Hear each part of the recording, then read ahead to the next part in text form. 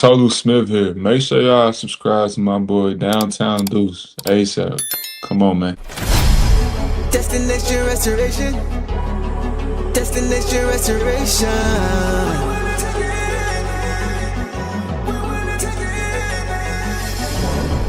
Destination restoration. Destination restoration. It's our time. Can you feel the elevation? We on a mission on vacation. Time to create the separation. Championships and motivation. 313 need no explanation. Miss me with all that conversation. We ready for the confrontation. Counting down to our destination. The final destination. Together all the time together. It's us against the world, it don't get no better. We turned it around, that was the beginning. Coming for the crown, you know we winning. Time to put in the work, I'm about to go berserk. Taking our prisoners, it's my time. Yeah, I know that it hurts. Tearing break out the church, you don't wanna see me in my prime. The mission is to ring, we're caught in everything. In the city, supporting the dream. Mission new I never seen, we deserve to be king. It's all or nothing, no in between. The clock is ticking and I hope you're listening. Don't touch me cause I'm sizzling. Physicality is tipping and mentality is menacing. The dog pound body's crippling. Now the clock is ticking and I hope you're listening. Don't touch me cause I'm sizzling. Physicality is tipping and mentality is menacing. The dog pound body's crippling. Feel the elevation. We on a mission on vacation. Time to create the separation. Championships and motivation. 313 need no explanation. Miss me with all that conversation. We ready for the confrontation. Counting down to our destination. The final destination.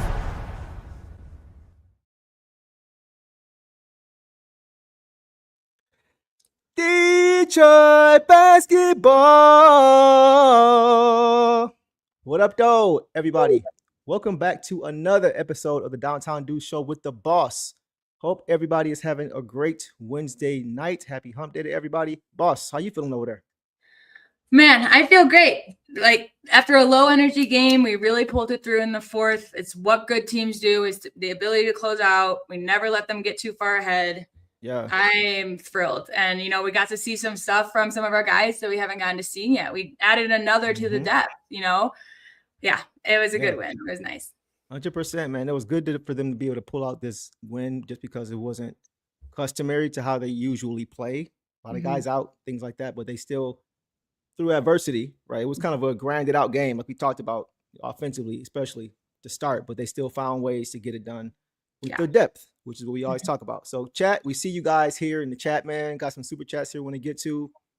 Doug, our guy, coming in strong, coming in hot. Appreciate you, Doug. Says, what did the Pistons do again tonight? They won again, because all we do is win. Come on. Shout out G-Mac Cash. Also, he says, oh, what do you say about my guy Chaz Lanier now? We're going to get to Chaz Lanier, man. Yeah. We definitely going to get to Chaz Lanier for sure, guys. He played some good basketball tonight, boss. Hey, Deuce, your audio is kind of fading in and out. Y'all hear me? It's for me. I don't know if it's me or if you guys can hear him. To me, it sounds a little bit quiet. But Y'all let me know.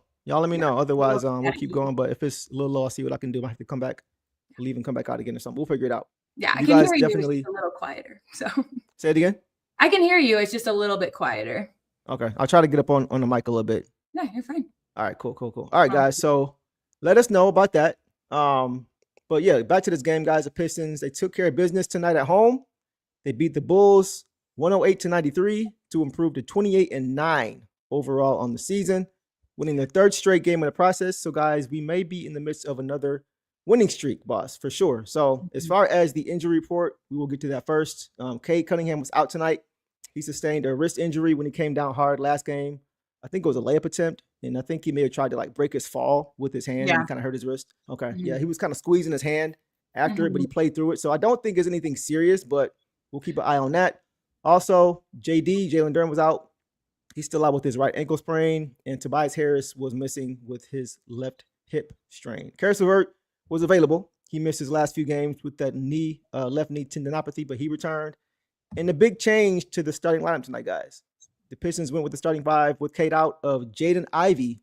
Yes, Jaden Ivey at the 1, Duncan Robinson at the 2, Asar at the 3, Paul Reed at the 4, and Isaiah Stewart at the 5. So, any thoughts on? Well, let's get to your initial thoughts, boss. Let's talk about what you actually saw in this game, and then I'll chime in. What did you see tonight from this game?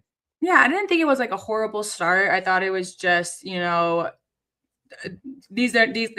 starting lineup, that lineup we haven't had yet. Some guys just need to get used to each other. That's kind of what it felt like.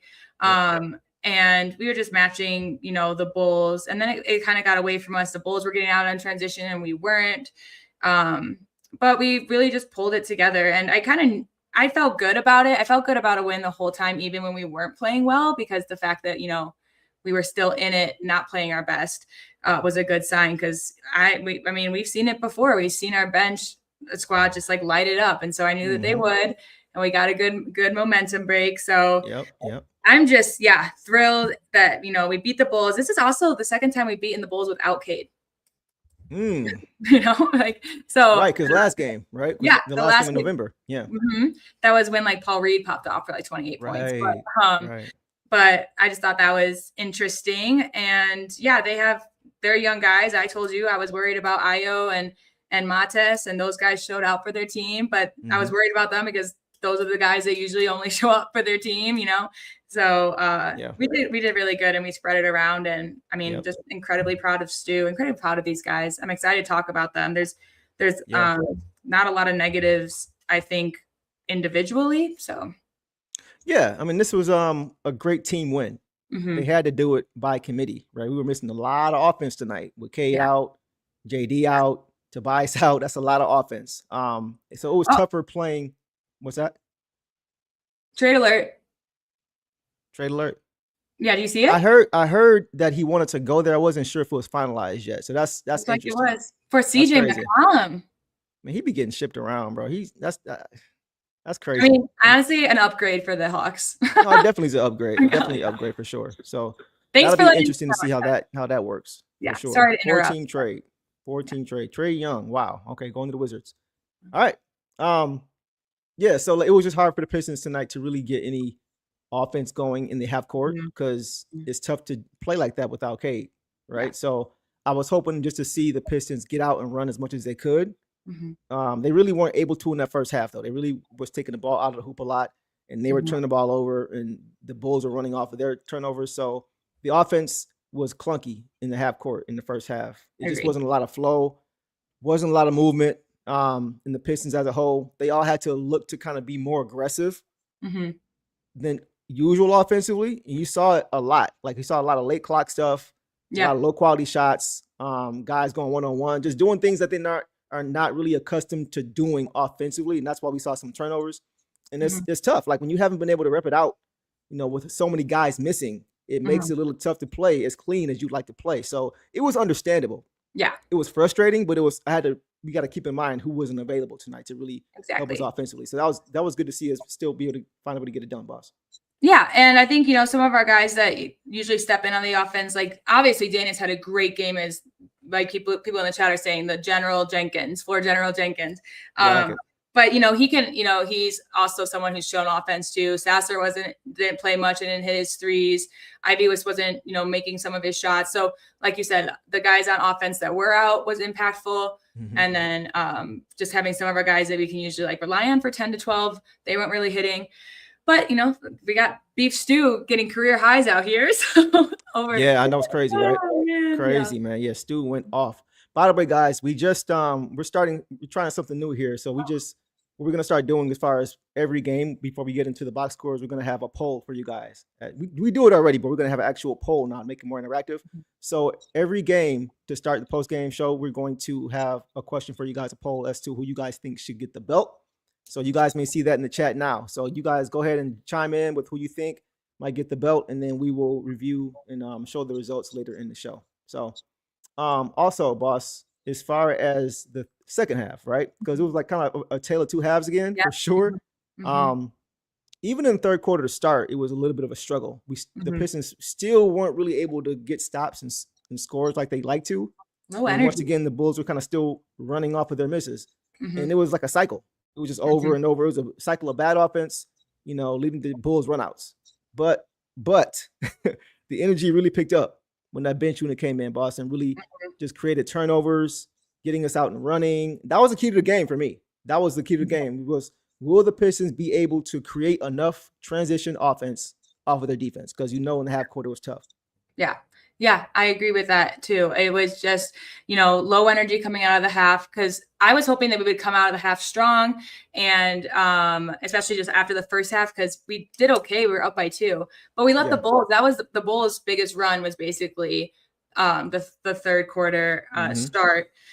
And yeah, some of these guys, just because JB has gotten some criticisms in the past and a couple games about lineups because he has so much depth. I think that what he did tonight, and we'll get to it later when we talk about the fourth, especially putting some guys back in, the low energy guys that started the third, we didn't see them in the fourth. And so I was just like, I'm going to put in guys that can match this energy right now. So that's just what it felt like. I think Kelser was the one who said low energy, and that's exactly how I think it was. It wasn't even, that we were doing anything necessarily wrong. We weren't turning the ball over like crazy. We did for a few possessions in a row in the third, but we got our spark plugs all off the bench. Ron, we'll get there, but he's the one who started it off, in my opinion. So yeah, Ron was huge, man. Yeah, Ron was huge in this game. He always finds a way to, whenever it seems like that's part of what he wants to be, his description. Like when he comes into the game, he's just going to be somebody who can ignite the offense, ignite the defense, just bring that spark plug off the bench. And he did a really good job of that again tonight. Ryan says Cade's giving the belt out, so I'm guessing Chaz will get extra consideration. Right. Exactly. Are you guys seeing a poll, by the way? Yeah, I think so. I'm seeing people chime in.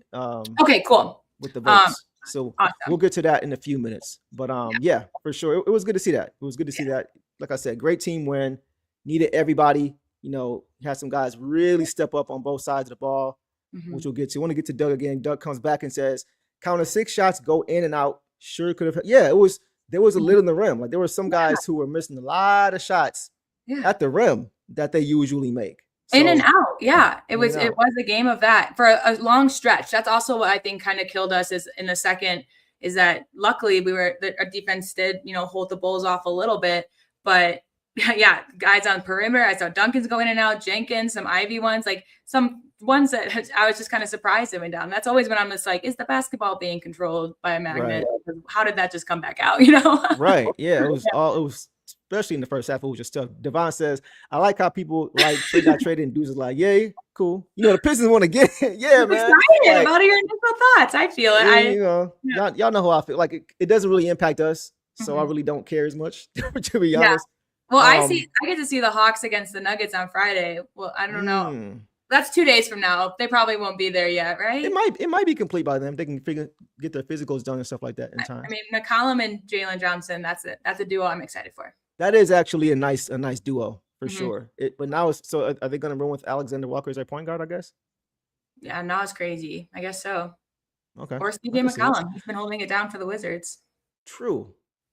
That's true. But it does seem like they're trying to go more defensive with their team, and I'm not mad at them for that for sure. So it's a good trade. They're in a rebuild with trading Trae Young.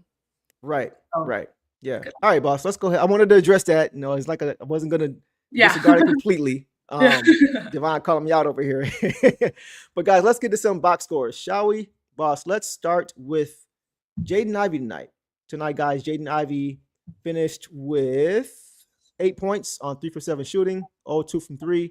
2-2 from the free throw line, 3 rebounds, 4 assists, 1 turnover in 20 minutes, boss. So he didn't play a ton of minutes, but he did get the start. What did you see tonight from J.I.?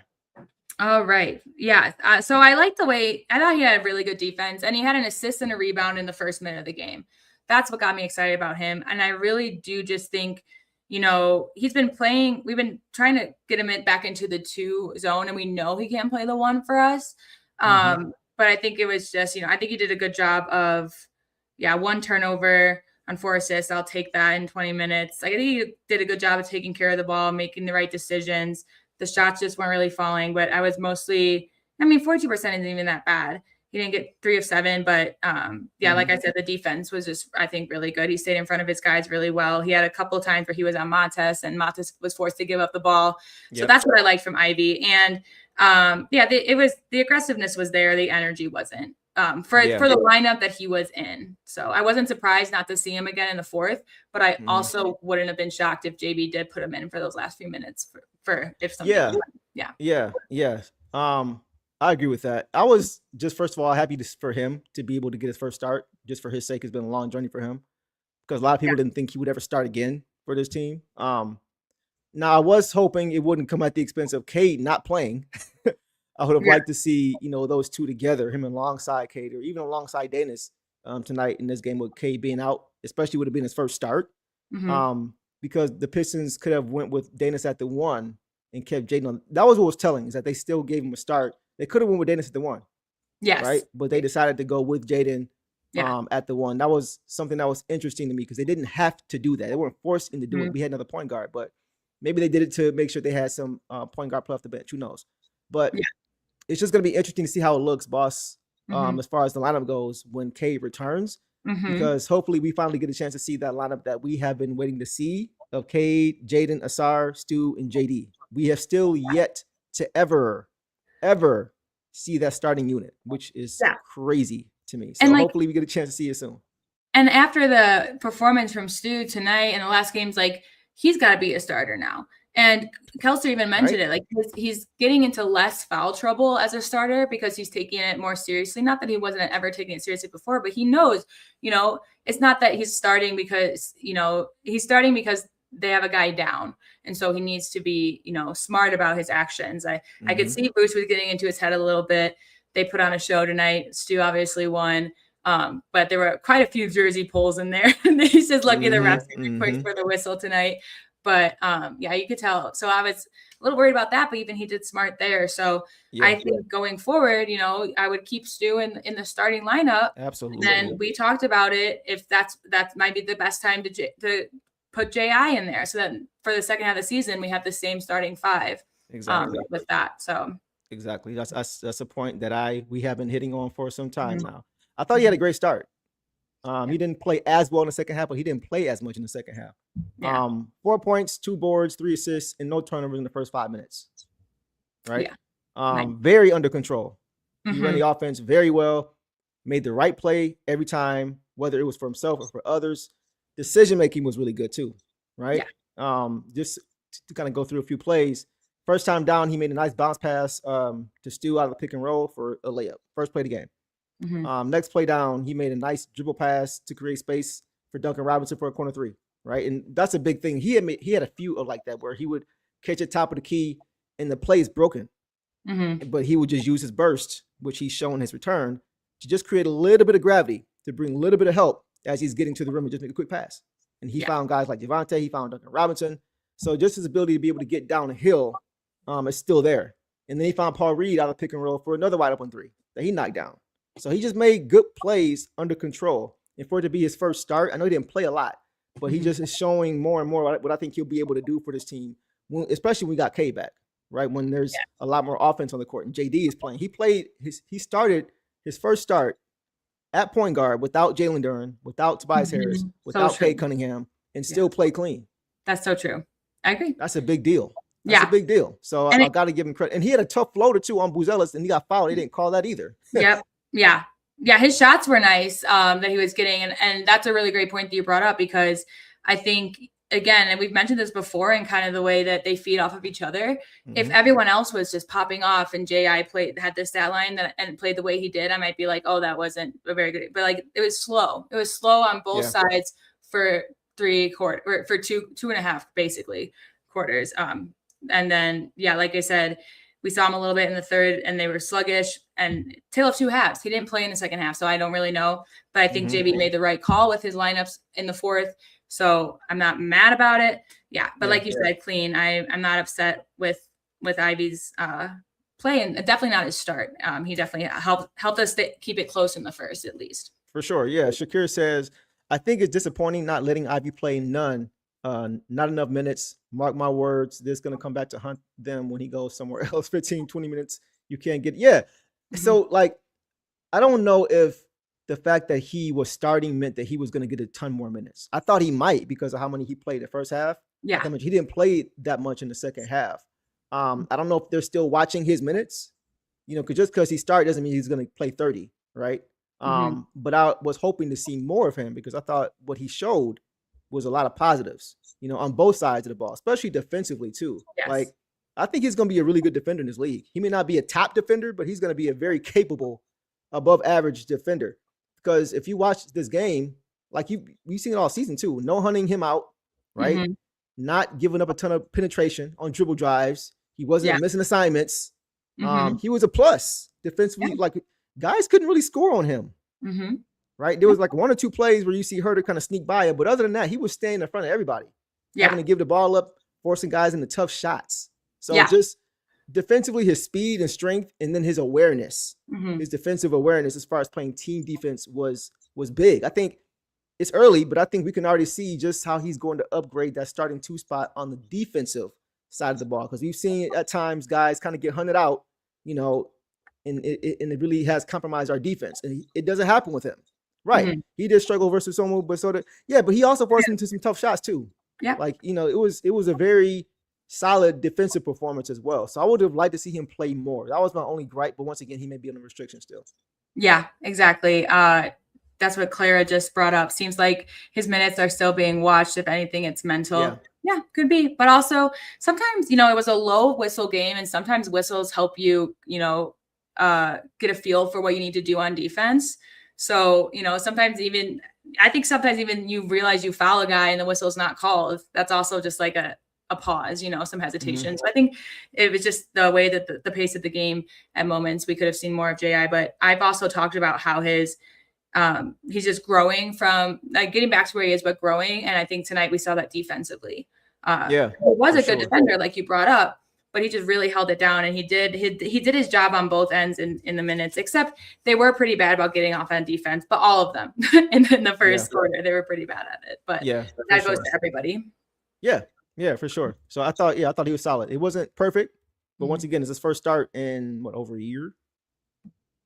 So yeah, true. it's been so it's been a long time. So once again, it's still early in the season.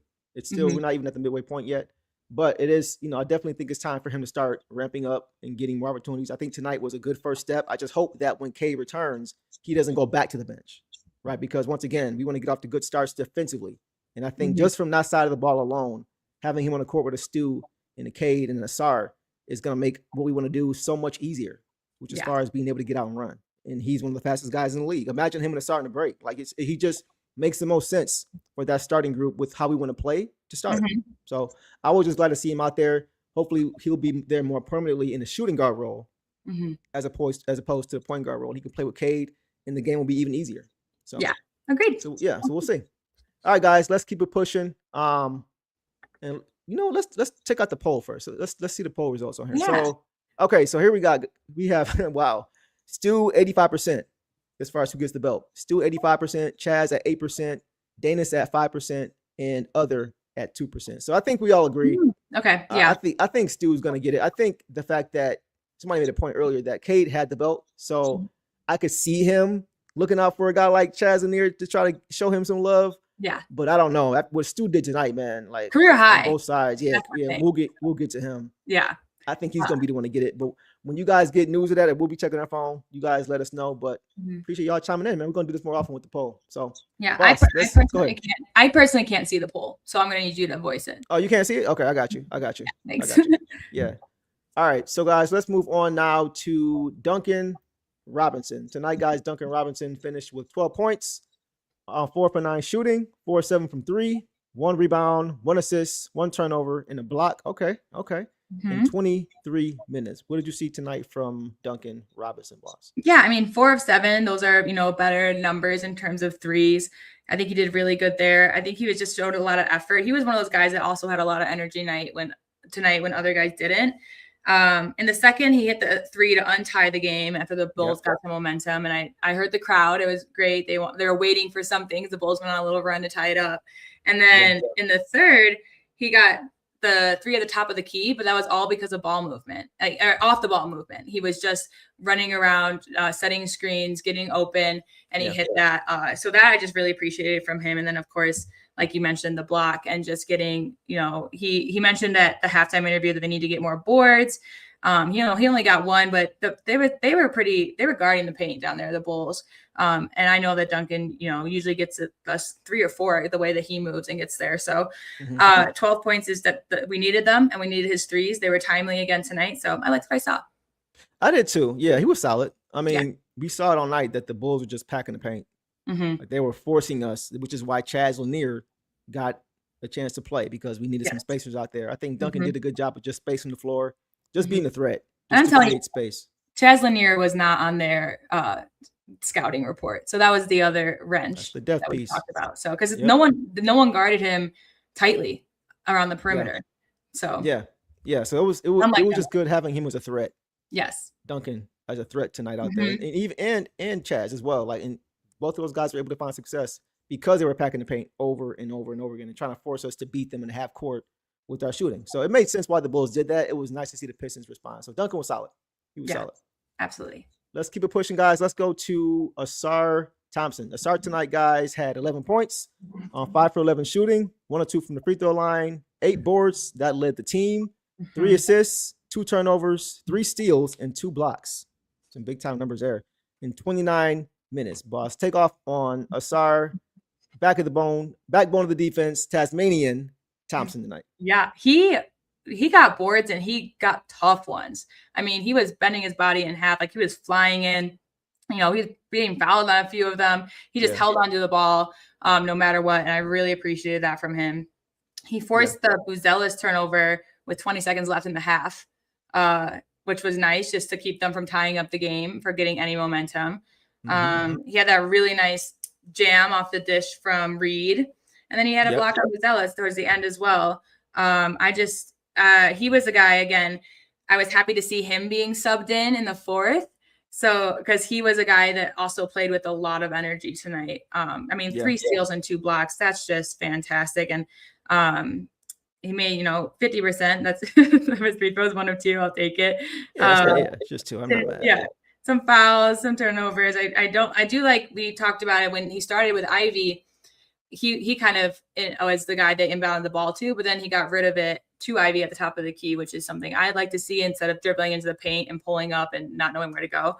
So I think he did a really good job with that. I thought his decisions were pretty good. 2 turnovers isn't terrible, but I think the boards tonight just really stuck out for me because he was crashing them. And the Bulls, were out rebounding us. And that's why, that was brought up at halftime what they need to fix. Asar was just not letting that happen when he was on the floor. So I think he was in for the perfect amount of minutes. I'm glad he finished out the game because, he looked like his prime defender again tonight.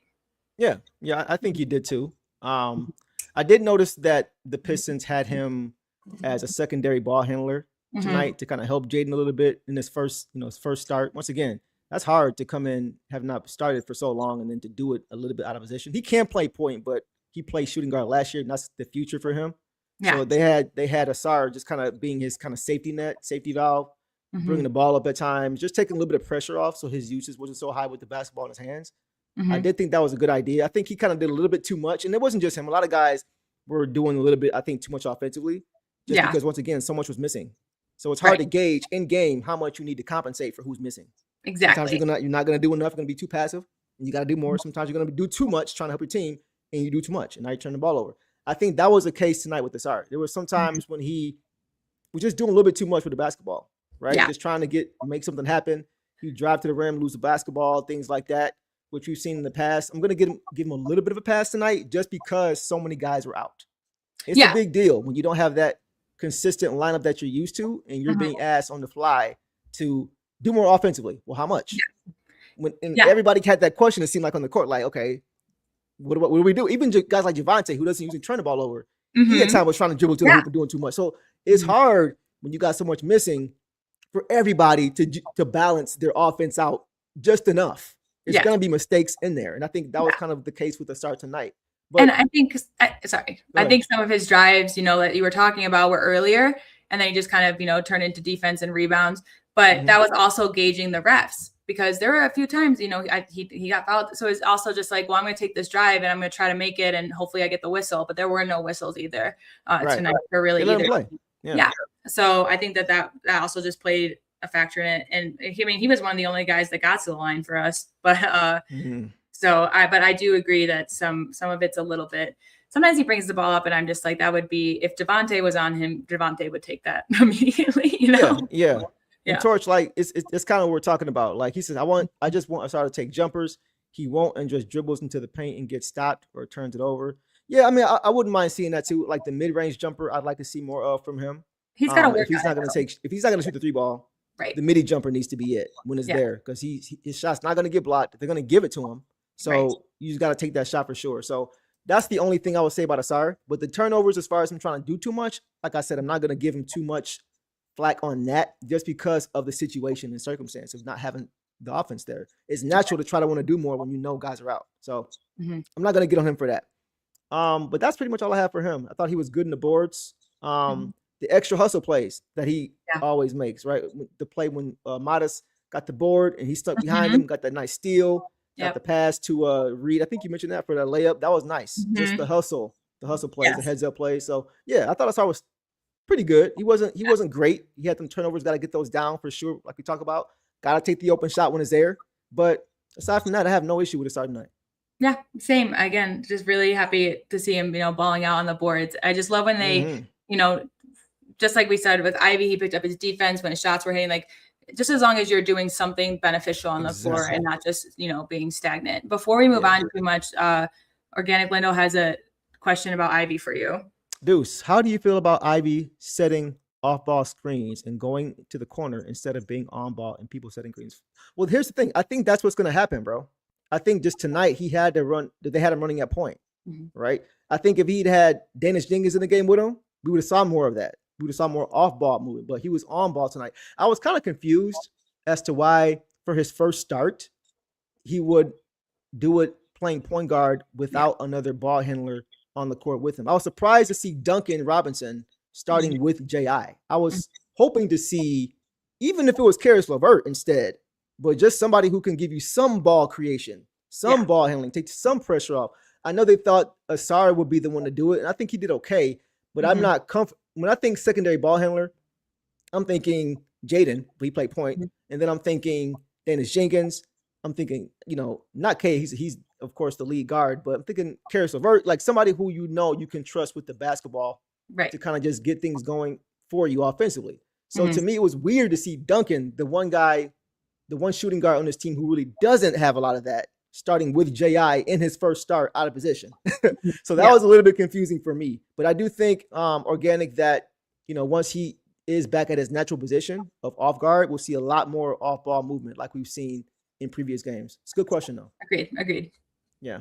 All right, guys, let's go ahead and keep it moving. Let's jump now to B-Ball Paul Wall. Tonight, guys, Paul Reed finished with 9 points on 4-10 shooting, 1 of 3 from 3, 6 boards, 6 assists. Yeah. For Paul Reed, second on the team tonight.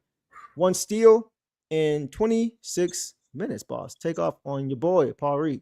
Yeah. Oh, they didn't give him the block on Patrick Williams in the third. I thought he had one too. I thought they missed some blocks tonight, because I thought J.I. had 1 or 2 blocks too in this game. I wrote them down, but I guess there's some they've changed the blocks so that they have to be going for a shot. I don't know, but we'll maybe it'll be adjusted. It should be. But we got a B-Ball Paul 3. Which I loved, and he banked it. I love bank shots like that, because it looked, for me, I saw that and I was like, that is too hard, too long, like that's going off the edge, but he banked it in perfectly. Love to see that. Great defense in the first, just forcing turnovers, getting in passing lanes, being handy, as we know he is. He just, great assists behind the backs. He was seeing the floor so well. Good passer for a big man. Yeah, and his shots at the rim, he had a couple, but he had a couple mid-range too. I love the one that he did in the fourth.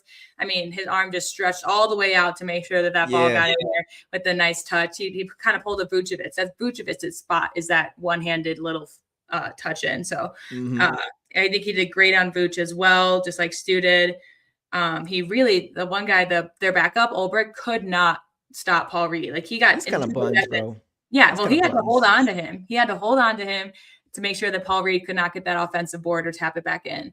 And so that was just nice to see. I I love the B-ball Paul effort. I really do. Like he'd be probably 4th on my list for the belt tonight, just the way he played. Yeah. Let's check those results again. Yeah. Let's check those results again. So we have, okay, holding steady. Stu at 85% for the belt. Chaz at 9.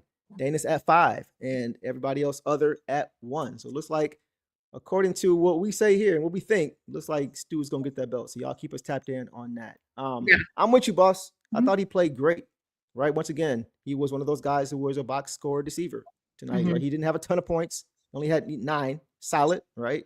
But once again, he just made plays. He made plays. He had first of all, he had great energy. He's always got great energy. Yeah, exactly. But he created a lot of extra possessions on the glass. Even if he didn't secure the offensive rebound, you saw a lot of stay here, right? Just defensive, fouls trying to box him out and keep him out of the paint, and they couldn't. So that was good to see. I thought he also protected the paint well as well. He didn't get a ton of blocks, but the way he was able to bother shots, alter shots, prevent shots from going up because he was stepping up, things like that. That was big. And you mentioned the passing. The passing was great, man. Yeah, so I love what I saw tonight from Paul Reed, man. He's continuing to show that he can be that third big off the bench. First big off the bench for sure. Third big man. 100%. Yeah. Love it. All right, that's all I got on him. We'll leave it there, guys, and we will go to the player of the game, the winner of the belt, unofficially. Isaiah Stewart, guys. Beef Stew. Man, what a night. He finished, guys, tonight with 31 points. Hold on, get this. 14 for 17 from the field, boss. That's crazy. 14 for 17 from the field. 2 of 3s. 2 of 3 on threes. 1 or 2 from the free throw line. 3 rebounds, 1 assist, 1 steal, 2 blocks. Did all that in 30 minutes, guys. Oh my boss, God. What were your thoughts on the DPOY? Oh man, beautiful. 14 to 17. I mean, that's incredible. Just to go again with his career high 31. Another reason why I'm glad we pulled it out for him, because when you have a game like that, when one of your teammates is having a game like that, you need to get the win. So I was just super impressed by him there. I mean, consistently scoring over Vucevic in the first. Vucevic had to change his game. Vucevic wasn't getting anything at the rim. He had to, do his little mid-range floater in order to get away from Stu. Yeah. Yep. And when he had the big corner 3 when we needed, and then the next play was the one on top of the key. He had that swat on Trey Jones, a huge momentum dunk. The third quarter, he just really just kept us in it, because that's when the Bulls went on their run, and then we went on, we just stayed in it. And then his career high was, I think, the 31 was off of a slam, a beautiful slam. I think the assist was Jenkins, but probably if it's 1 of 15. But I just admired Stu so much tonight, and I think he stayed out of foul trouble. Only 2, and both of them were like jersey pulls, and they were back to back. He got those 2 out of the way, and then was like, no more. And just to deliver like that when the Bulls are really trying to keep you out of the paint. Like, he was the only one that could get over Vooch, and then also the threes. He was just feeling it tonight. They could not stop Beef Stew. They couldn't do it. We served it up. Yeah, 100%. Yeah, the stew was served for sure. Edwards from Brazil says, "Go Pistons from Brazil." Hey, man, welcome. Glad to have you here, man. Hopefully we see you again soon. If you have any more comments or if you want to say to us, let us know. We'll get you up here. As far as what I saw, boss, this was an incredible game. We always see him play pretty well, but tonight was a different level. We know he does defensively. We know he's a DPOY candidate. All NBA defense for sure. But I just want to shout out his improved offense. Every year he gets better and better on both sides of the ball. You saw a huge jump last year defensively, and we're seeing that continue, but now we're seeing it even just as big of a jump offensively.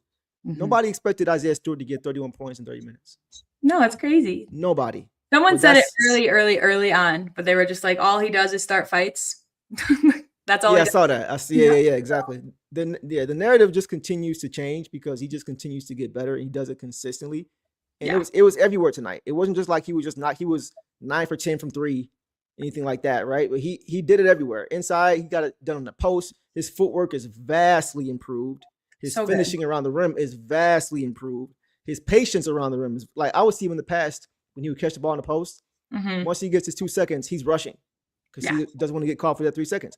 He's got that timer in his head now to know how much time he has, and that's what allows him to be patient. He just takes his time and makes the play. And he's gotten so much better just finishing around the rim, man. He's taking his time.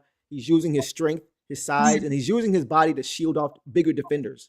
Right? He knows how to get into your chest, get you up off your feet so you can't go vertical, and get the shot. Like he's just gotten so much better at the little things offensively this year, and this made a huge difference. Like he was one of the guys, boss, visibly one of the guys who you could tell was looking to be more aggressive offensively in the half court, right? When it wasn't there in the transition, you could see him calling for the ball. You see him at the top of the key, working his way to the paint. Like he was just one of those guys like, okay, I know I got to pick it up tonight because Cade's out, JD's out, Tobias is out. I'm going to go help my team offensively. He did that, man, all night long.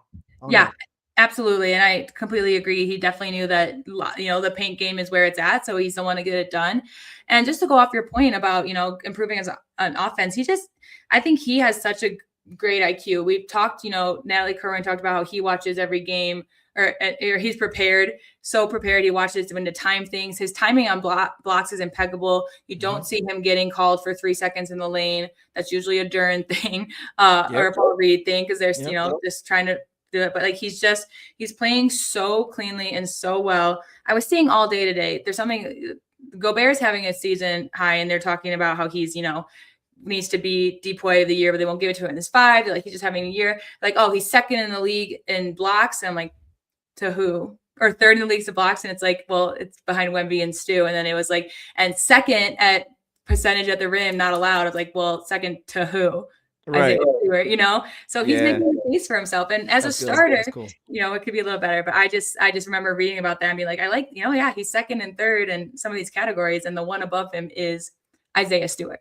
That's right. And he's just playing so smart, so intentional, you know, and I'm sure. Tom? Yeah. Hi, Tom. What's up? Again. Give us your take on this game. Go ahead, boss. Yeah, let's go. Yeah, but I just think, you know, as a guy who we know is a hothead, he hasn't gotten a tech in a long time. Yeah. He hasn't gotten, you know, the team in trouble, and not in trouble. He never really did, but he's just playing just so smart right now. There's something about him. He's in rhythm. He's in a huge rhythm. He's finding his peak, and tonight was huge. And I think that, you know, we're going to see more of it. So yeah, we're definitely going to see more of it. Chris made a point here. Here we go. Chris said, beef stew had his potatoes, carrots, and onions, you name it, in this game today. I love that. Yeah, he brought it all, man. It was just nice. Yeah. It's nice to see him. Like, he was scoring in all 3 levels. He even had a few shots in the mid-range that were available that he knocked down as well. So, like, Stu getting it done on all 3 levels is something, like I said, nobody really saw coming even as early as a year ago. As recent as a year ago. So just to see him continuing, like I always say, he may not have the highest ceiling in the world.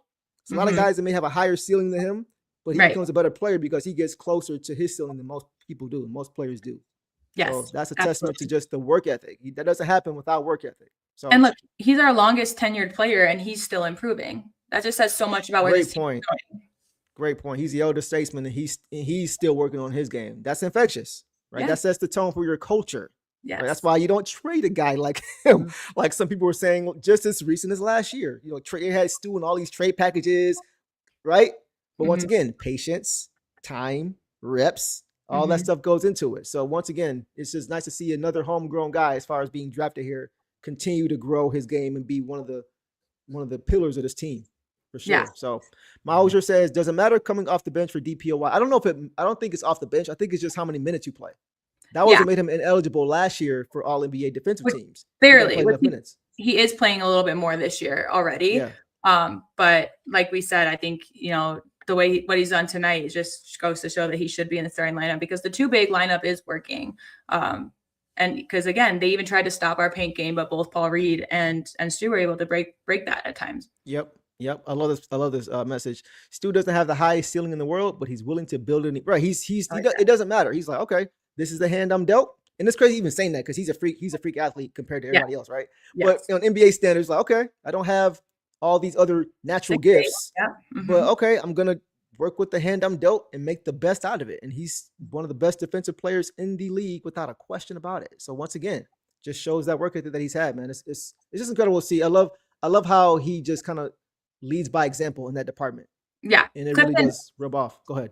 Clifton has this, and I didn't see it, so I didn't address it. But did y'all address Ivy not standing up off the bench at the end? Am I tripping and stirring the pot? I didn't see that. At what point did that happen? I didn't see that at all. I did see someone say that Ivy wasn't happy early on. If Ivy's not happy, it's with himself. It's not with the team. I don't understand what the conversation is at this point. This is his first start of the year.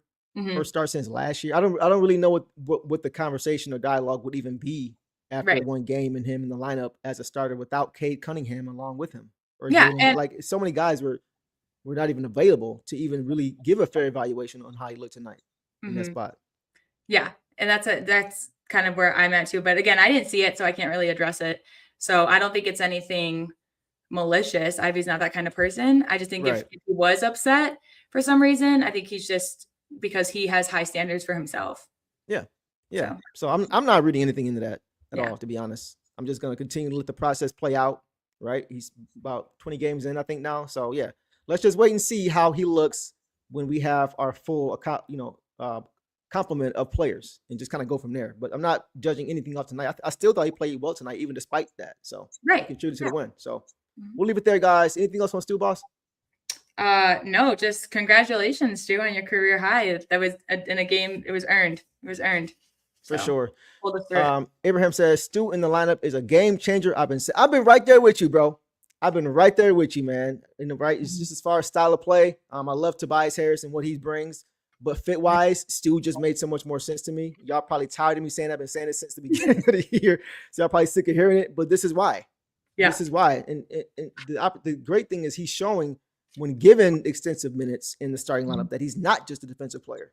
Yeah. Right. We know that's what we want to be first, defense first. And he's showing he can be a decoy. But offensively, he's showing you it may not be as much drop off as we may have thought with him there. Because that was kind of the thing we were saying, boss, is like, okay, bring him and J.I. back together. Right. To start. That way, if you lose Tobias offense, you still can kind of get a lot of that back with Jaden on the court as well as another ball handler. But now it's like when he's getting 31 points like this, even though it's not what he's going to average or anything like that, he's still showing you that he can still be an offensive weapon along with those other guys. It's not like he's going to be just somebody who's just out there for defensive purposes. So when you get games like this, it gives me even more confidence. Yeah, he can go ahead and start now at this point. You know what I mean? Along with Cade and for sure. And so again, just the pace of the game was weird overall. So it's just, I don't like what he brought last game was huge. And it's just getting, and like you said, if he's out there with Cade, I think it's a little better. He's also been, shifted to the shooting guard role since last season and since before his injury. So the point guard, like you said, I mean, he's something we know he can do because he's done it for us when Cade was injured in his rookie year. But yeah, I think that he is just, I think he did great for being thrown into the position tonight, being not only his first start in over a year, but also not as a shooting guard, but as the point. Right, for sure. I saw somebody, Devon says, J.I. has 3 kids. He could be not smiling over it. Man, as somebody who's got 2, I agree with that. Sometimes people are like, why you look so mad, bro? I'm like, what you mean? I'm straight. He's like, let me fix my face. So I know what that's like. I know what that's like as well. All right, guys. Let's go ahead and get to some reserves. Boss, let's start with the man of the hour as far as the bench is concerned, in my opinion. Okay. Dennis Jenkins, man. Dennis Jenkins tonight in this game was incredible. And not even just from a box score standpoint, but we'll get to that. So tonight, guys, and this is why I say that, he only had 2 points. Only had 2 points, right? He didn't shoot well. 1 for 8 overall. 0 for 3 from 3, right? So he couldn't throw it in the ocean. 6 rebounds, 15 assists to 1 turnover. That's crazy. 15 assists to 1 turnover. That is insane. We had 8 for the game. Heisenberg shouted that out. He was a big part of why. Fantastic. 1 turnover to 15 assists, 1 steal in 28 minutes. So 2 points. You might see the beginning of the stat line say 2 points, 1 of 8 overall, 0 of 3 from 3 in 28 minutes. Why was he playing so many minutes? Yeah. Like we always say, boss, if you're not doing it somewhere, you can be doing it somewhere else. Yes. Impact wise. So I will let you take off on Tank and let us know what you saw. Well, first of all, I think they shorted him a steal because I have him having a steal in the second and in the fourth. Maybe again with deflections and someone picked it up. Who knows?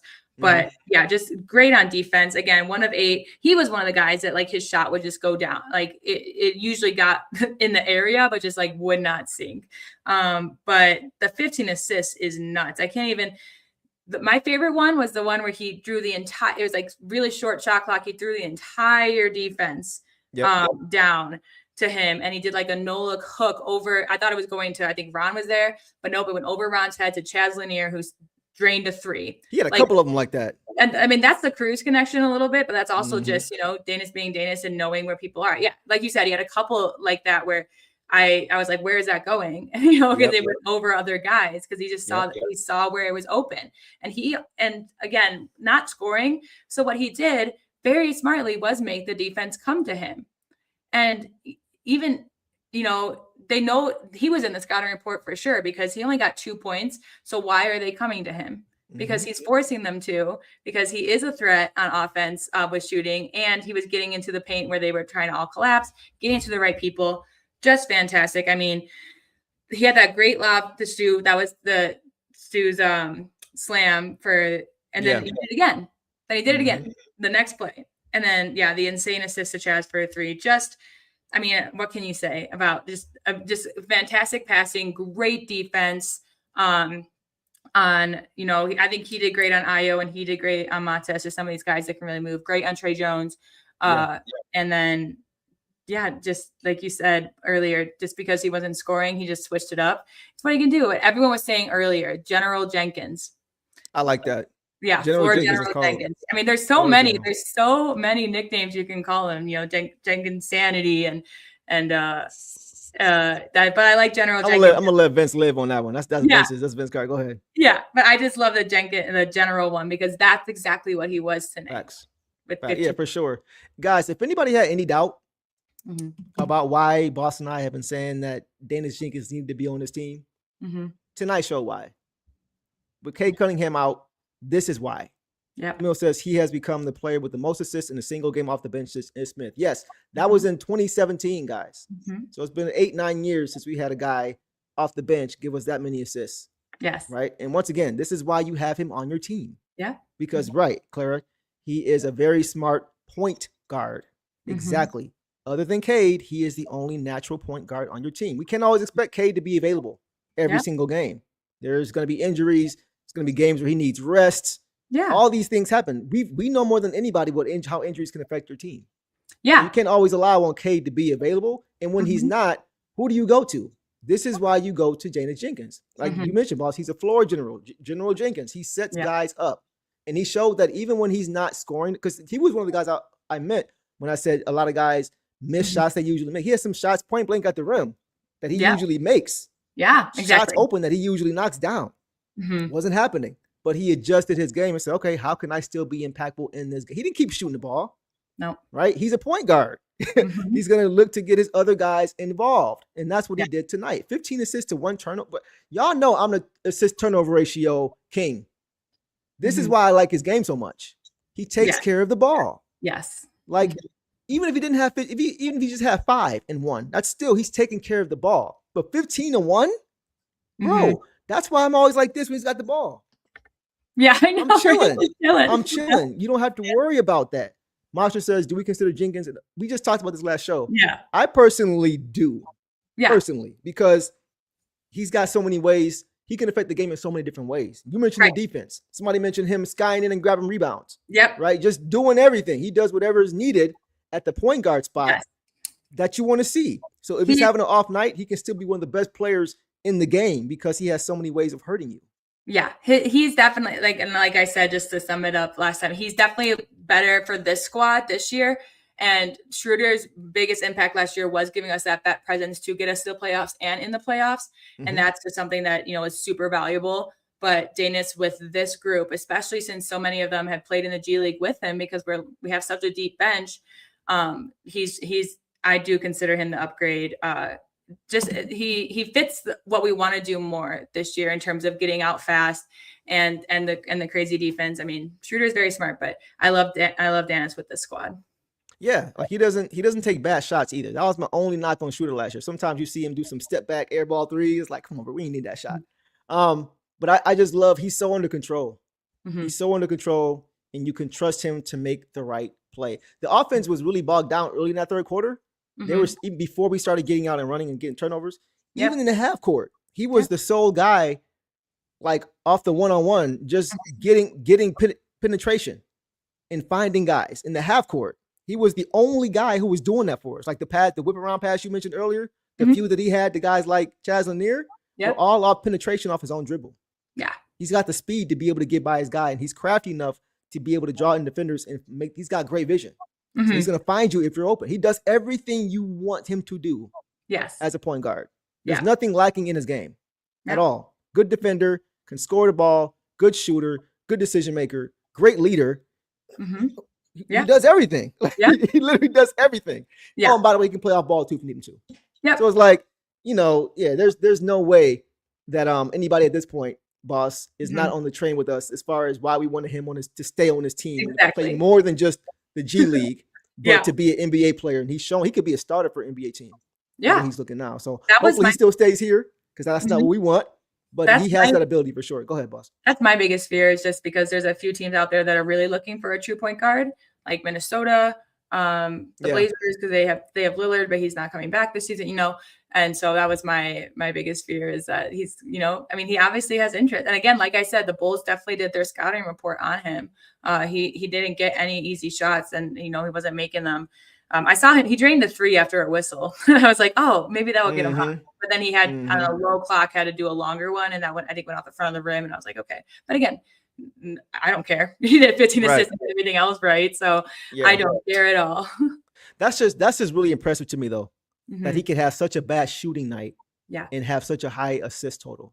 Yeah. Like a lot of guys like will shoot their team out of the game because they're trying to get themselves going offensively. LaMelo Ball. Right. Right. No, that's a great example. That's a Yeah. great example. You're trying to help your team, but you're doing too much because you're hurting them with the bad shot selection and Mhm. looking guys off. Like he knows how to keep guys engaged. Mm-hmm. He knows how to keep guys engaged. That's important, man. Like so. Jalen Brunson, 0. Say it again.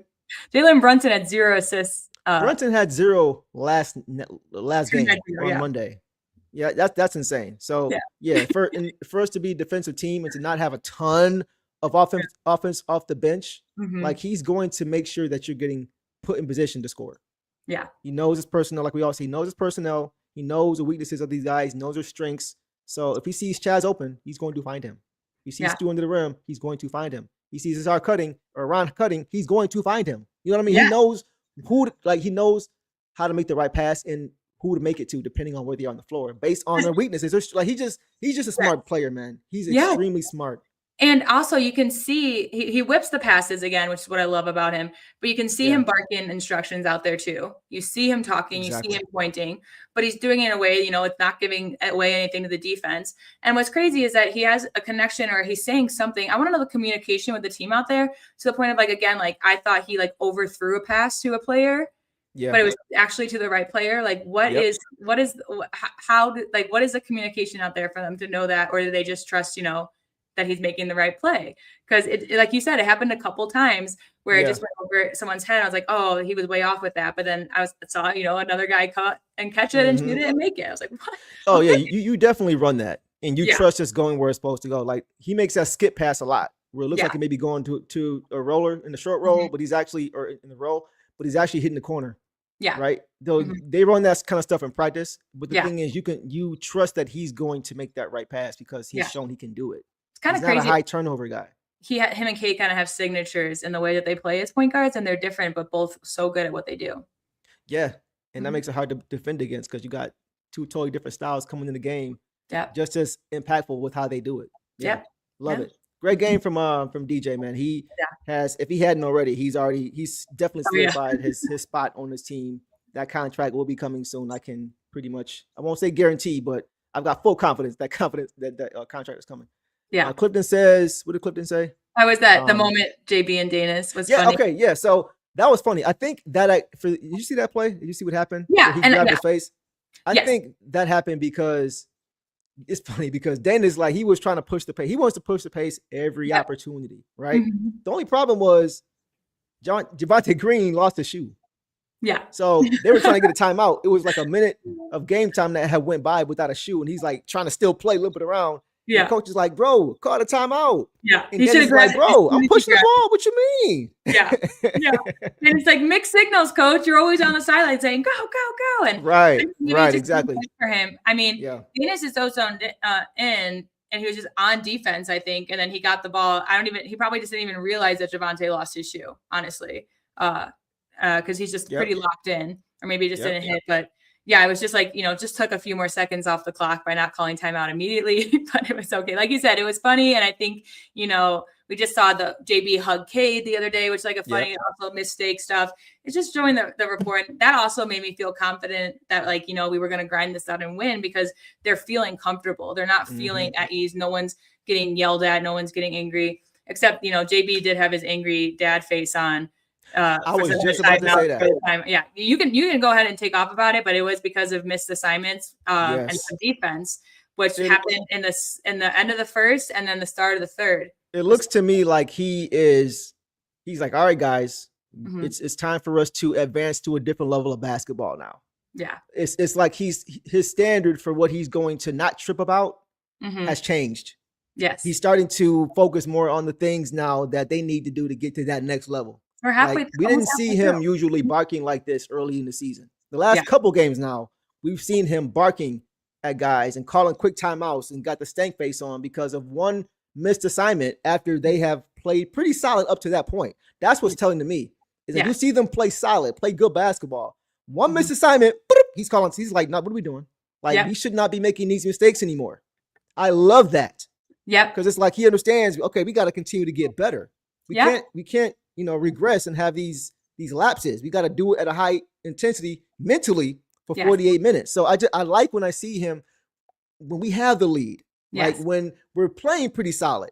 Yeah. One mistake and he ain't playing. That's what I like. I told you, I said that on the pod. I love that. That's what I liked about Larry Brown because he would hold guys accountable for things. And just like Chuck said too, that's a great point. Every player from Cade down wants to be coached, and that is not the norm in today's sports world. Yep. Yeah, and I think some of the young guys coming into the league, it's kind of refreshing. I think that a lot of them do want to grow, and they have a lot of energy. And I just really like some of the young group. But I totally agree with that. These guys, I mean, including Cade, they want coach to make them better.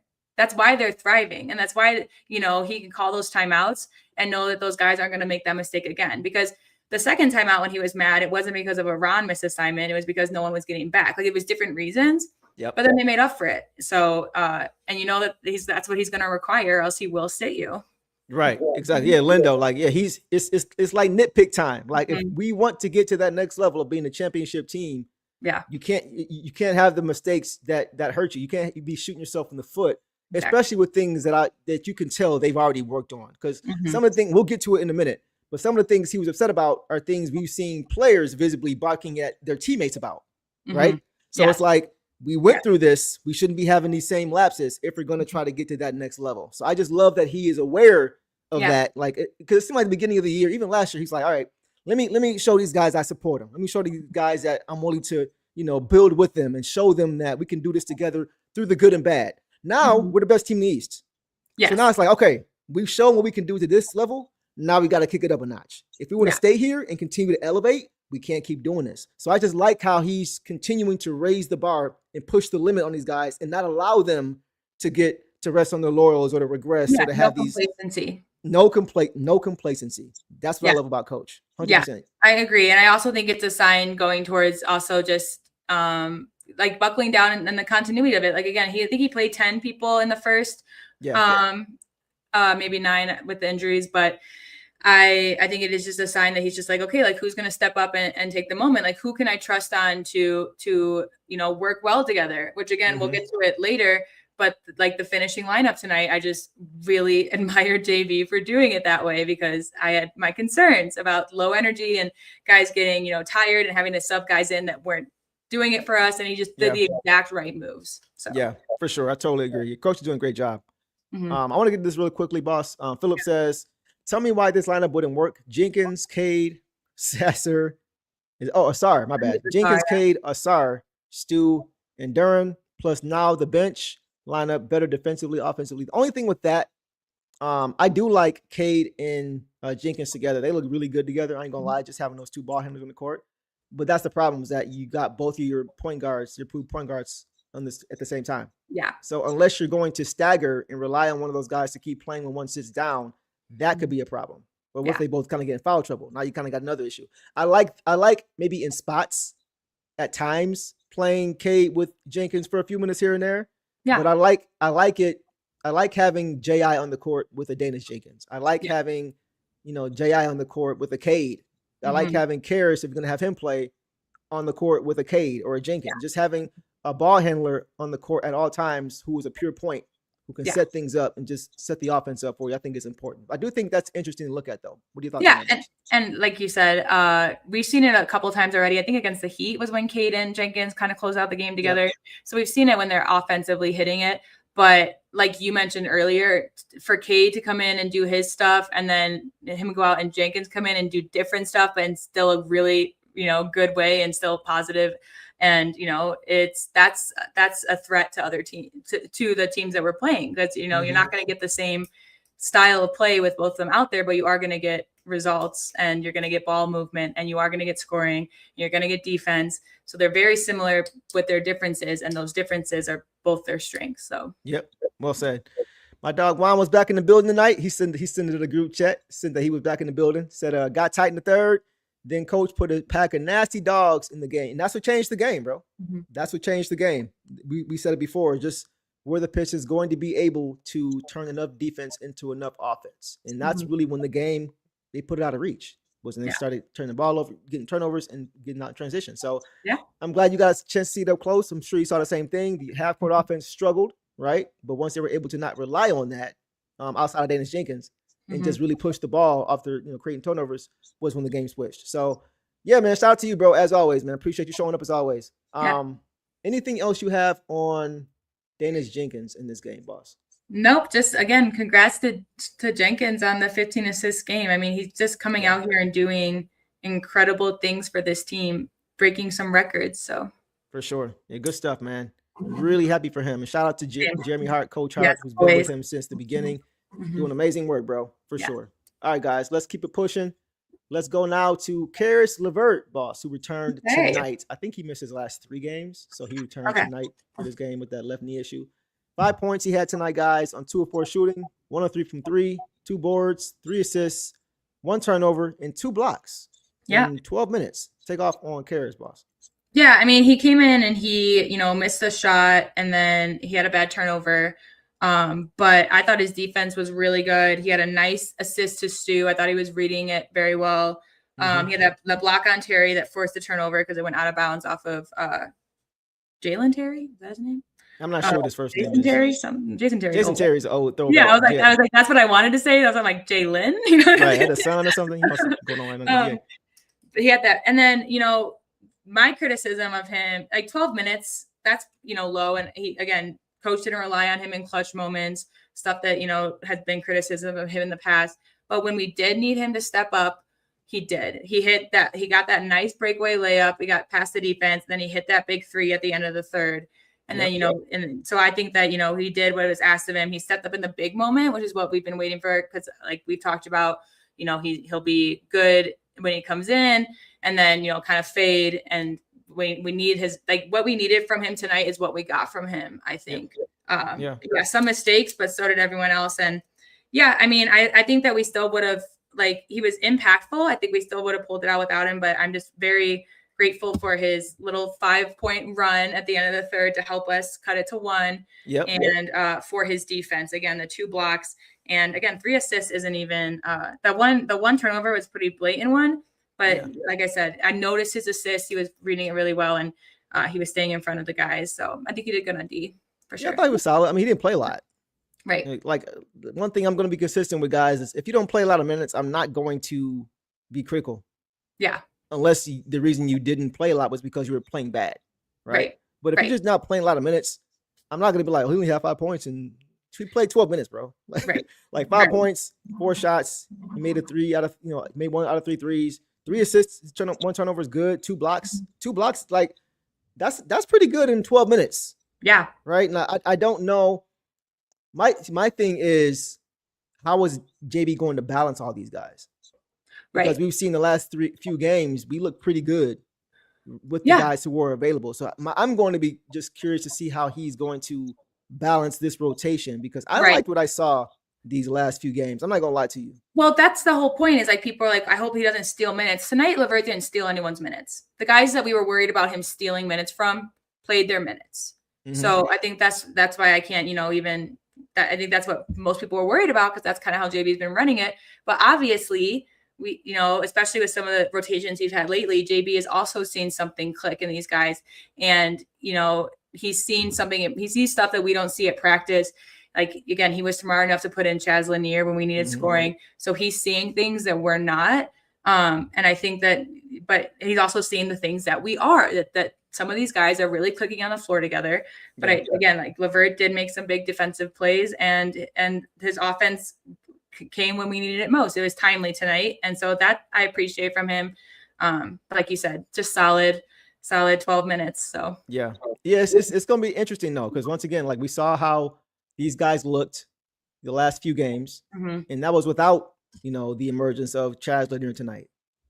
You know what I'm saying? So, Chaz showed me some things that, I'm not saying we should force anything, but I think he's showing that if we need him, he can come in and play like he's, a young vet. Right. Just the way he plays the game and how he understands and processes the game and knock down shot. We'll get to him later, but yeah, exactly. Like that's it's a conundrum. I don't know how he's going to figure that out. Is it via trade? Is it to clear up some space there? I don't know. We are guard heavy. Yeah. But we have a lot of guards who have ability to, to make things happen for this team, and you can't play everybody. Yeah. And if you want to get a consistent rotation for the playoffs as you're approaching the playoffs in a few months, you got to get that rotation tight. Yeah. Right. So it's not going to come playing all these guys 10 minutes a game or anything like that. So I'm very curious, boss, to see how these next couple weeks and months kind of play out, to see who's going to be the guy to really grab those minutes, those backup guard minutes for sure. Absolutely. And like that Caris LeVert turnover came before he immediately made up for with that layup and those big threes. And then we didn't see him again. So I think that was the whole thing of like JB being like, okay, like, thank you for that. But like the turnovers we can't afford, and I know that, putting Danis back in, even like Sasser, I'd be like, they won't do that, to that extent. So like you said, and like we mentioned earlier, I think it is all this little bit, the critiquing of little things, all this stuff. It's all for the big picture now, because we've had a lot of time for guys to adjust. Some guys are still adjusting that deserve it. Like Ivy, coming back later still, this was his first start in a while. There are some guys you can give some leniency to. Otherwise, it's time to buckle down and lock in. Like you've seen enough consistency from a lot of these guys that you're like, this is how it should be every game. So right. And that's where I'm at. Like that's kind of like, wow, I'm never happy to see anybody hurt, but I just like how it looks when you're kind of forced to play less guys. It helps because I mean, just to get clarity. How do you do these? Because I mean, some of these guys, definitely our guys, they want to play. They want to be involved in play. And JB wants to give them those minutes. So I think he is starting to, again, people have some criticism about putting in certain guys at times. We've had it about Duncan. People have had it about LeVert, about like, why is he in at this time? I think he's starting to, figure out what really meshes. And these past few games, coach has coached. He's out. He's brought it. And these guys, just happy to contribute. I think they want to contribute, but they're just happy to get the dub if they can't. So yeah.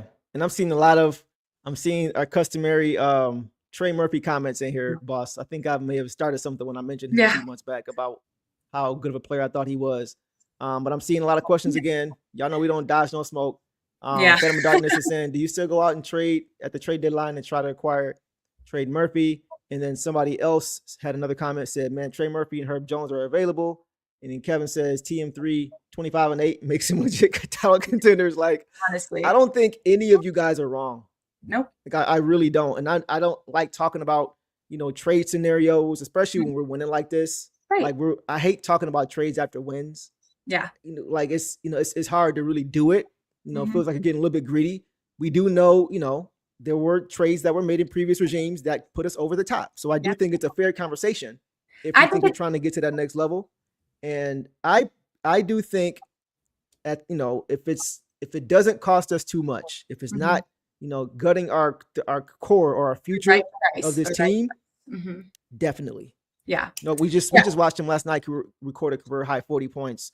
Yeah. Like 55, 60%. Well, I think that's why it's fair to talk about tonight, because everybody noticed the offensive struggles. So I think it's fair to talk about that because this has been a recurring theme no matter in a few games, like who's the other scorer. So obviously Trey Murphy could fill that role, and I think he'd be great at the 4, but I'm definitely not going to be the judge of what the right price is for him.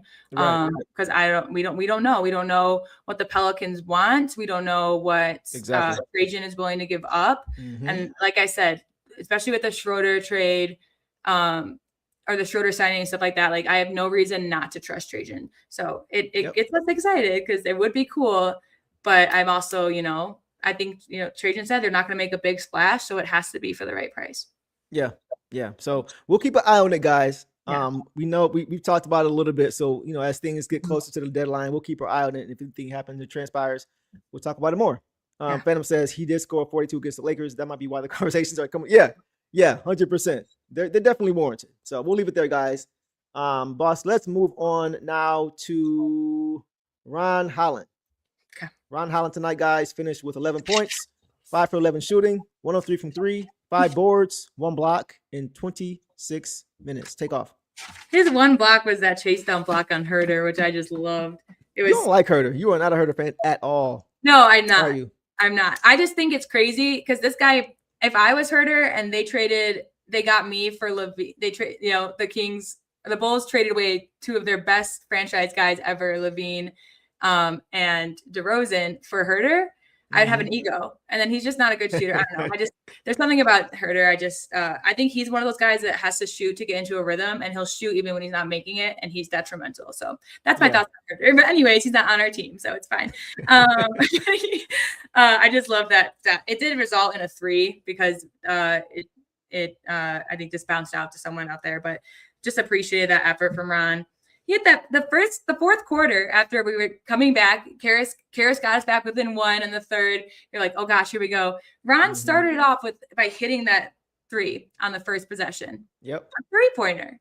I love it. And he took a couple more.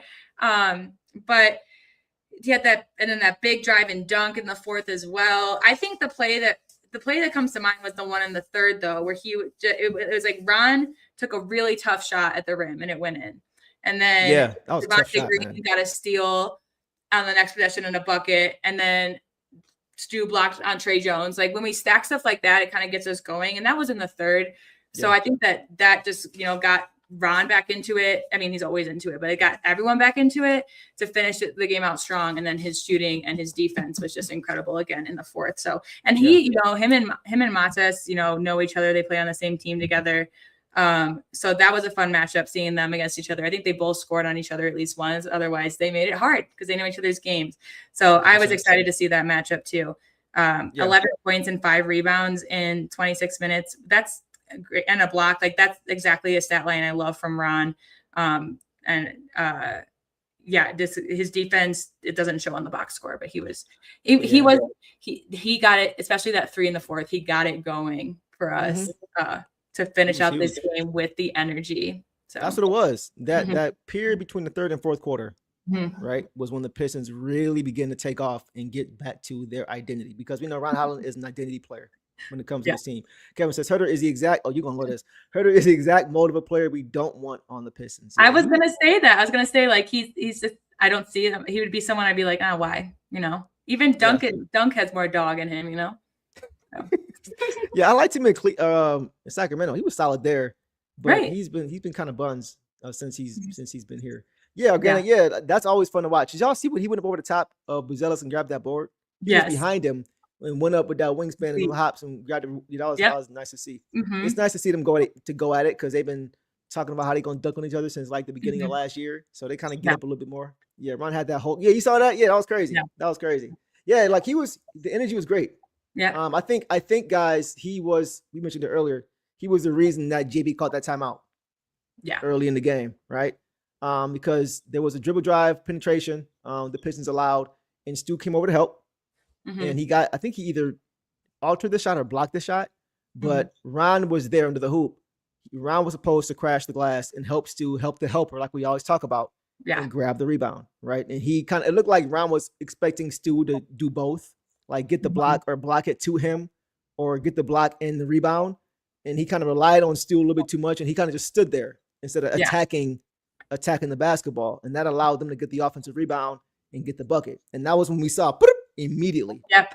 And once again, I always say, guys, whenever you see that happen, when Stu gets a block and there's no help side there to help him, he gets annoyed. He like takes the basketball, slams it on the floor, and you could just see his whole countenance drop. It happened again tonight, right? On that play. And coach saw it too, because he knows how hard Stu was working to protect that paint. That's why Stu only had 3 rebounds. Yeah. Because he's the one that's protecting the paint. So you can't expect him to be a pogo stick, get the block, and then turn around and get the rebound. Like, you got to be there for him. And I think that one was on Ron. So that's the play that we've seen JD get on Asar about when they were barking at each other, because Asar hadn't come over to slide and grab the board or help box out, right? So those are the things, and that was early in the season. So I think that's why JB was upset. Like, we've already talked about this, right? So, it's always a learning thing but that was the only knock on Ron, was just he's got to attack the glass just a little bit more, especially when Stu was the only one in the paint trying to, alter knock away shots. But aside from that, I thought Ron was really good. His handle is very deceptive. I said it before, like in tight spaces, it looks like the ball might get swiped, but he protects it and he crosses over with that in the box, and he's able to a nice finish off the glass. Like, he's a great finisher, and his ball handling, boss, is like, he continues to impress me with his ball handling just off the catch. I mean, his touch is just phenomenal. Like, we've seen it. It's almost every drive to the, like, and this is, this has been brought up by Kelser. This has been brought up by multiple people, even, in the draft. Like, he looks like he's out of control, but the way he finishes, he gets it in. But that's like, in order to do that, you have to take care of the ball, like, it throws people off. And so I completely agree. And I think that that's something that he's only just going to improve on as well, is just ball handling. I could definitely see him being, they do trust him to bring it up every now and then. Like, he did get a rebound tonight and Jenkins was right there, and Ron was like, nah, I'll get it. So they do trust him enough to do that. And then that's just room to improve. That's scary. For sure. Scary. He's still, he has a lot of room to grow. It's his second year in the league. I like what Organic says here. Good defense is low-key a sign of a good brotherhood. I got your back. You better have mine. That 100%, bro. 100%. Because if you do your job and I do my job and he does his job, there won't be any breakdowns. That requires trust, though. Like, Stu wants to have that trust that when I go up and defend, I'm not also going to have to try to grab the rebound as well. Because that can make him tentative to go and try to block the shot, because he's thinking, let me make sure if they miss, I can grab the rebound. So it's just, everybody does their job. That is a great point, Organic. It's all about having that trust in your brother alongside you in the front line to do their job, because you can't do everything.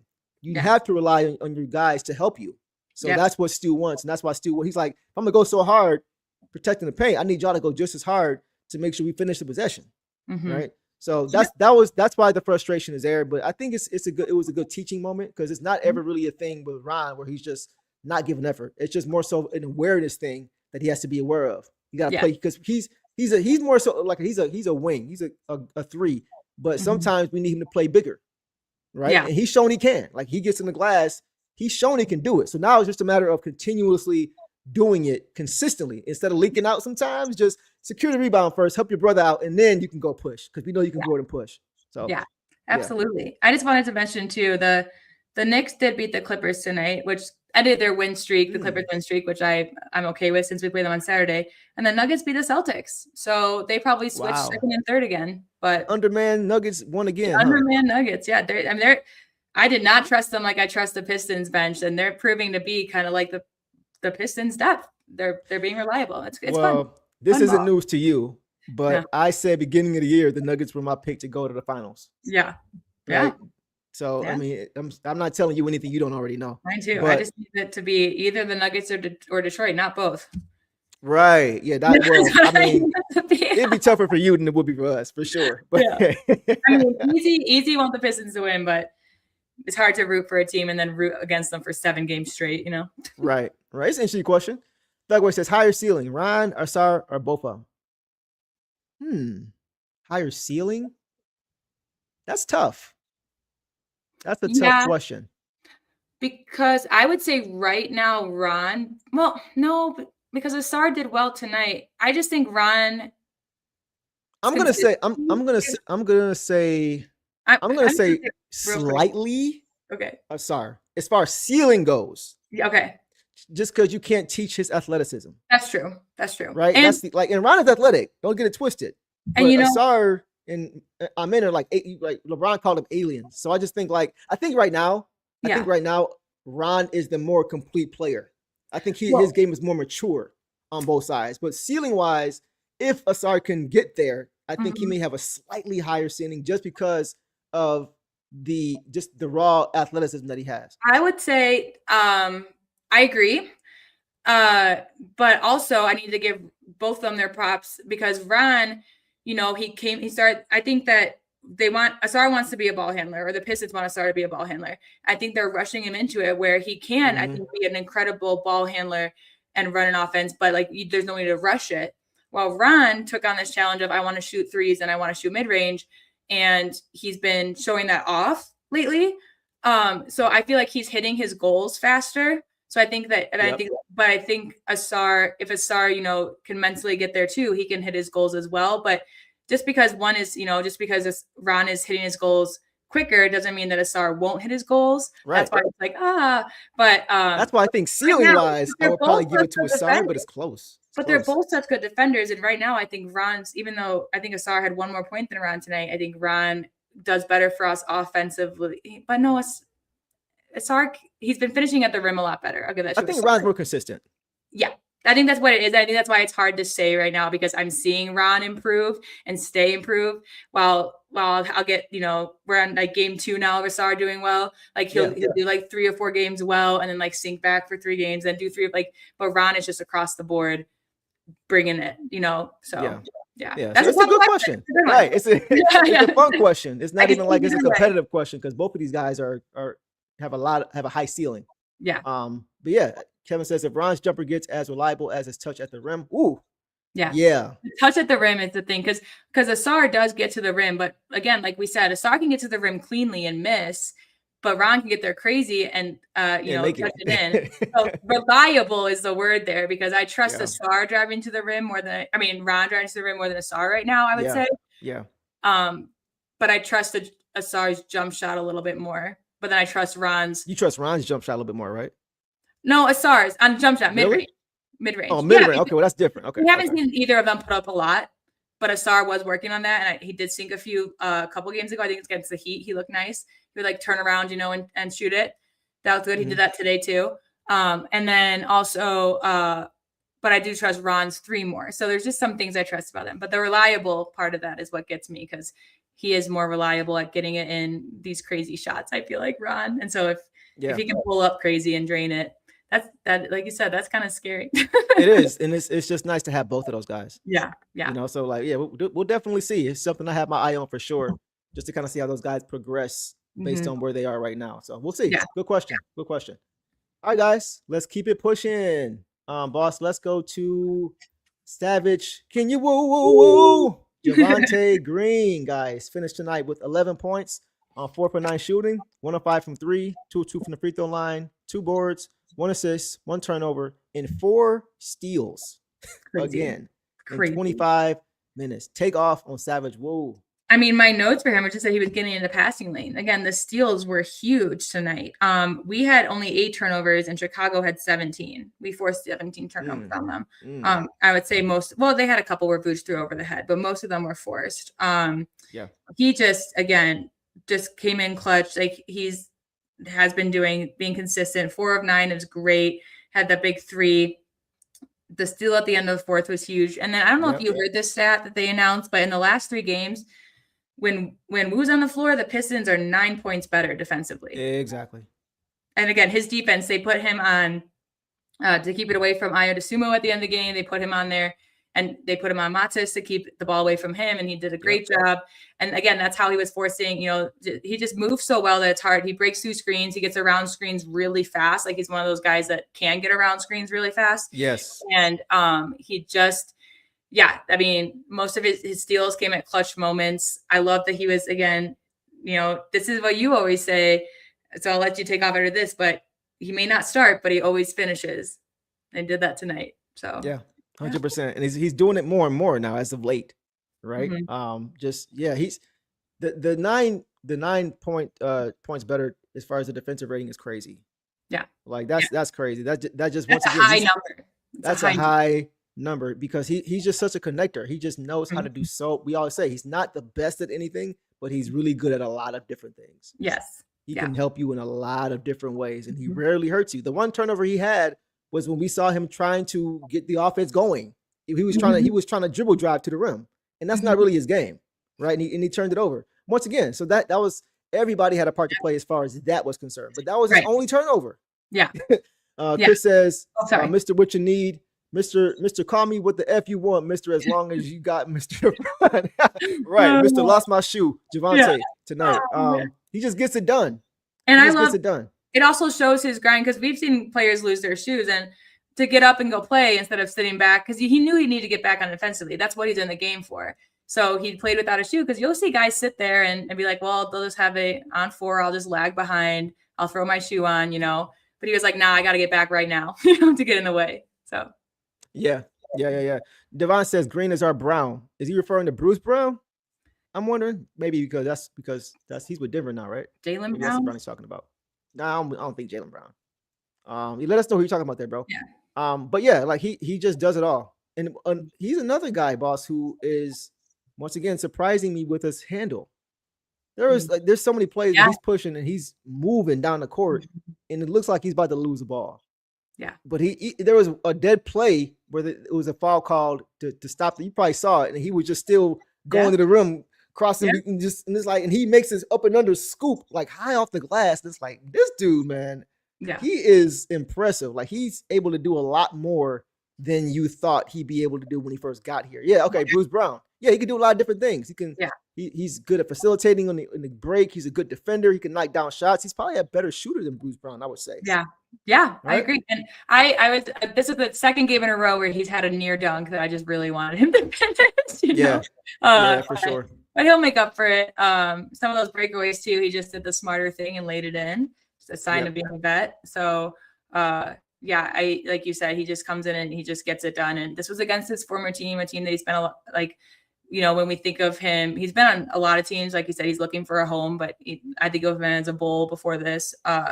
So just had to feel good. And I saw him, chit chat. They called a timeout at one point, and he was, I don't know, elbowing all the Bulls players that were going to their bench. Just got a little shoulders in there, So he's feeling he just gets he gets it done, and he's just so fun to watch and just delivers. I mean, by the way, everybody's trolling in the chat right now. Saying, no, Charlie Brown, Kwame Brown. Larry Brown, Bobby Brown, Chris Brown. Yeah. That's hilarious. I love it. Yeah, man. I love what I saw. Like he rarely has a bad game. Yeah. Across the board where you're like, he didn't help us win. And once again, he did it again tonight, man. He made his customary passing lane steal that he seems to make every game now. Early in the season, he was like going forward and missing them. Like, come on, bro. Now you give this a numbers disadvantage. But lately he's been hitting on those way more. So he's doing a lot of good stuff, man. Almost threw down that oop as well. Yeah. Dennis had a pass, and the pass is actually a little off target. That's why he had to go with his left hand. But he almost threw that down. That'd have been crazy. But yeah, he was great. He was great, man. Like I still don't know how we got him here for $2 million. And again, like his offense isn't what we want. We want him for his defense, but his offense also comes in the clutch. Like he hit those threes for fun in the clutch. And I was kind of hoping we had the ball with 19 seconds left. I was really hoping that someone would do something because I just want to see Vooch continue to spiral about guys. About the last shot. He hit that three right before. Was that him? Yeah, I think he hit the possession before to like really seal the game at 15. So he's just every time he shoots, it looks like it's good. Yeah, every time he lets it go. Exactly, and you can tell that he, we see a couple every now and then we'll see a mid range, but it's either at the rim or it's a three for him. That's kind of where he is. And again, like if he's at the three, like you see him at the rim rebounding offensive, like he's just everywhere. He just moves, and I think that he appreciates. Again, their energy is feeding off of each other. So, and their energy is feeding off of these wins. So I think, he's obviously thriving here right now because this is the kind of energy he wants. And he is a very great transition basketball player as well on both sides. He gets back on defense when needed. And he just likes to run. You can rely on him in half court, but he wants to run. And that's what we like. So, and this is great too, guys.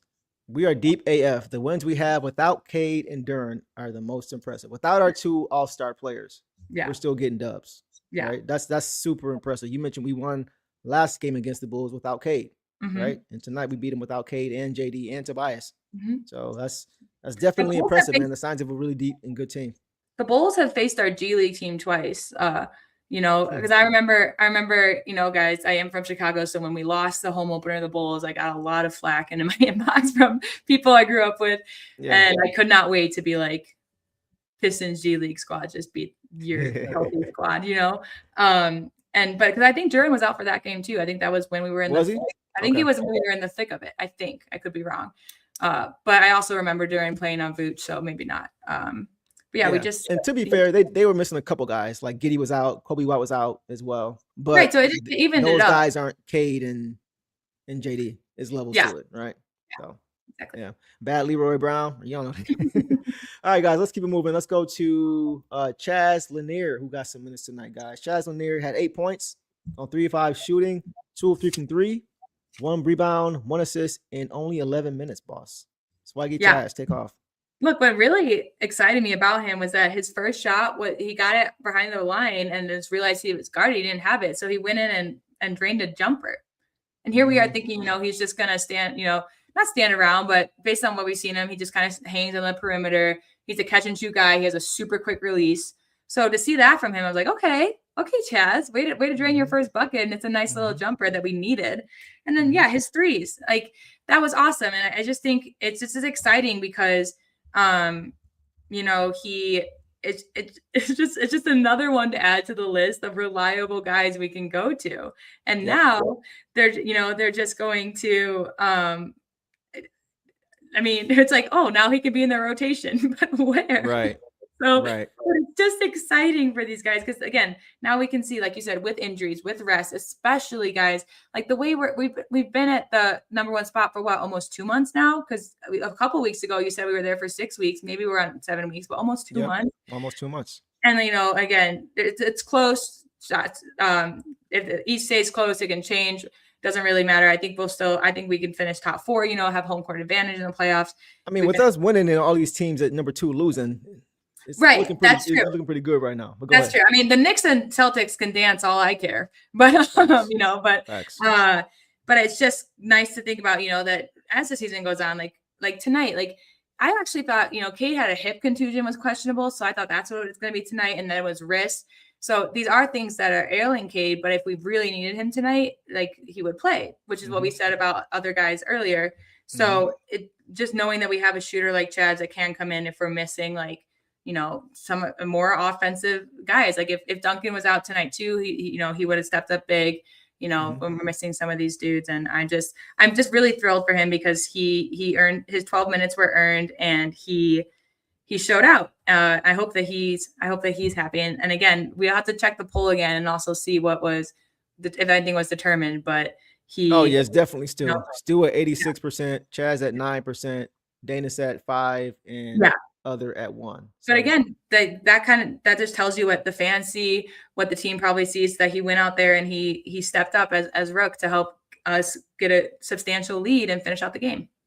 I'm gonna get some of these comments. Chris says he reminds me of Allen Houston. I like that.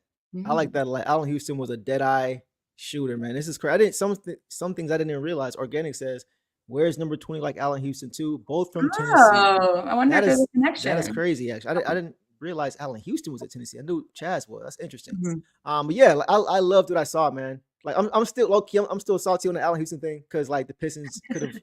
I think they offered him real quick. I think they offered him like 7 years for $27 million or $28 million, and the Knicks offered him like double. And he's like, all right, well, I mean, so like I couldn't be mad, but it's like that kind of hurt. But I do see a lot of similarities there as far as the shooting ability. But Chaz is just very mature. Like he looks like he played a full college career.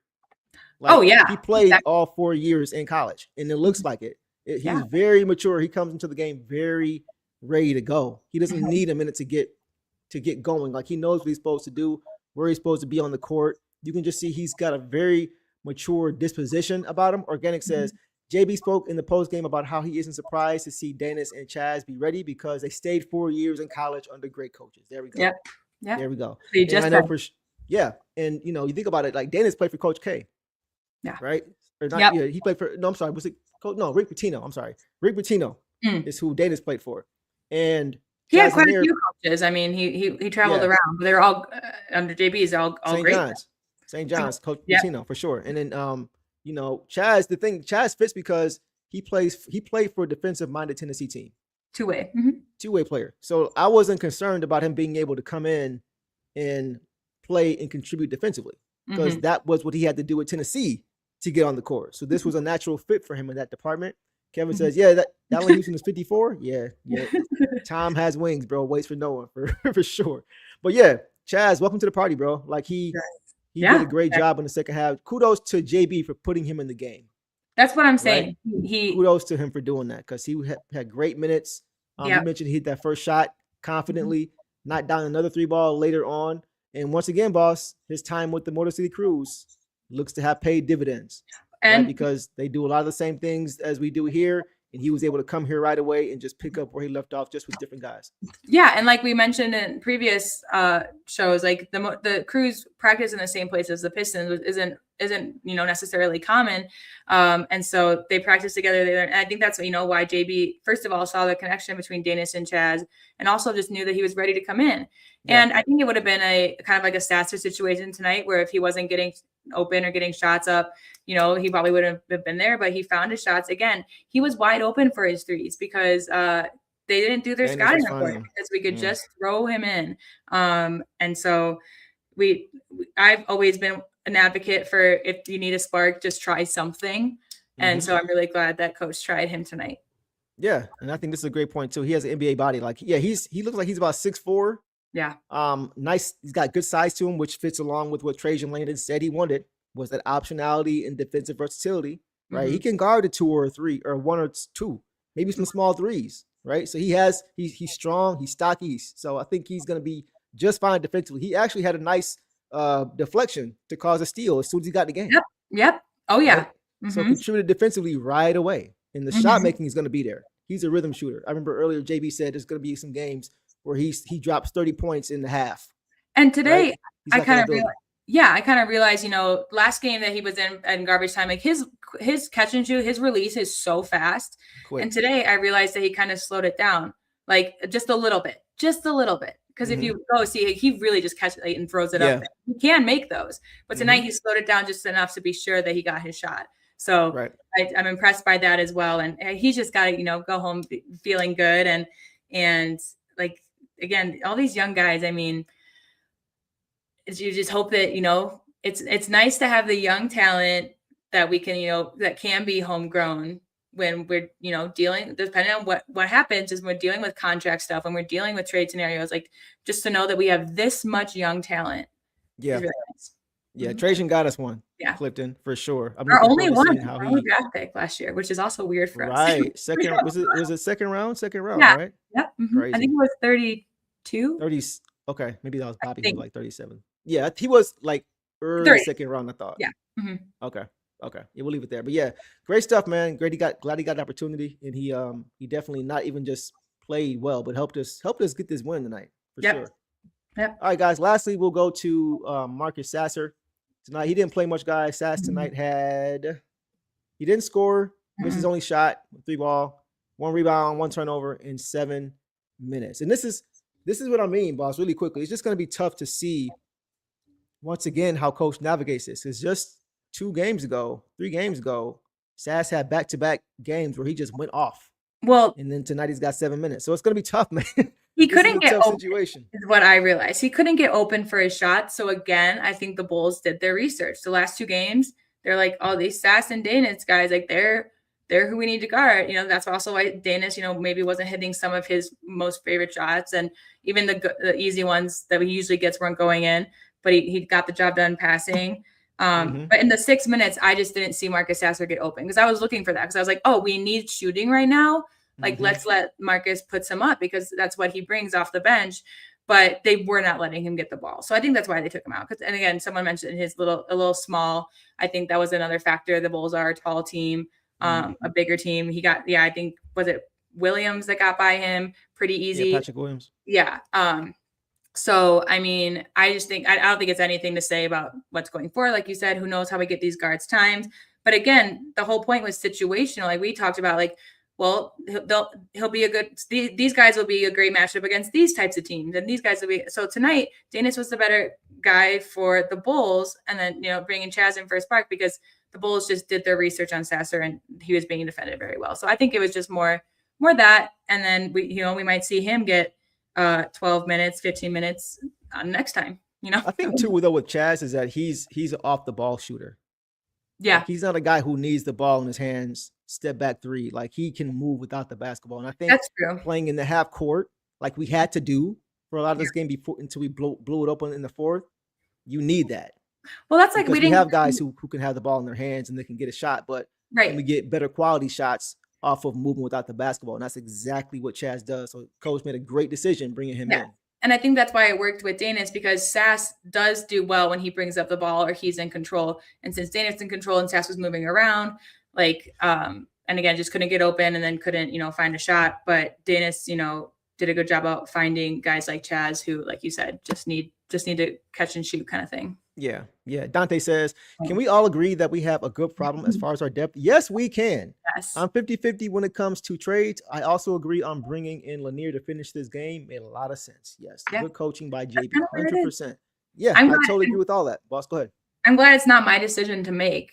I'm glad it's not my decision to make, but I'm also just really glad that the decision is in the hands of Trajan Langdon. That's kind of where I'm at right there. So it's like I'm just gonna go up and trust, but I just do keep. I mean, I said it last time. Once a trade happens, it kind of gets the ball rolling for others. So we just saw Trae Young get traded tonight. So see what else comes. That could be the first domino. You never know. 28 days. Yeah.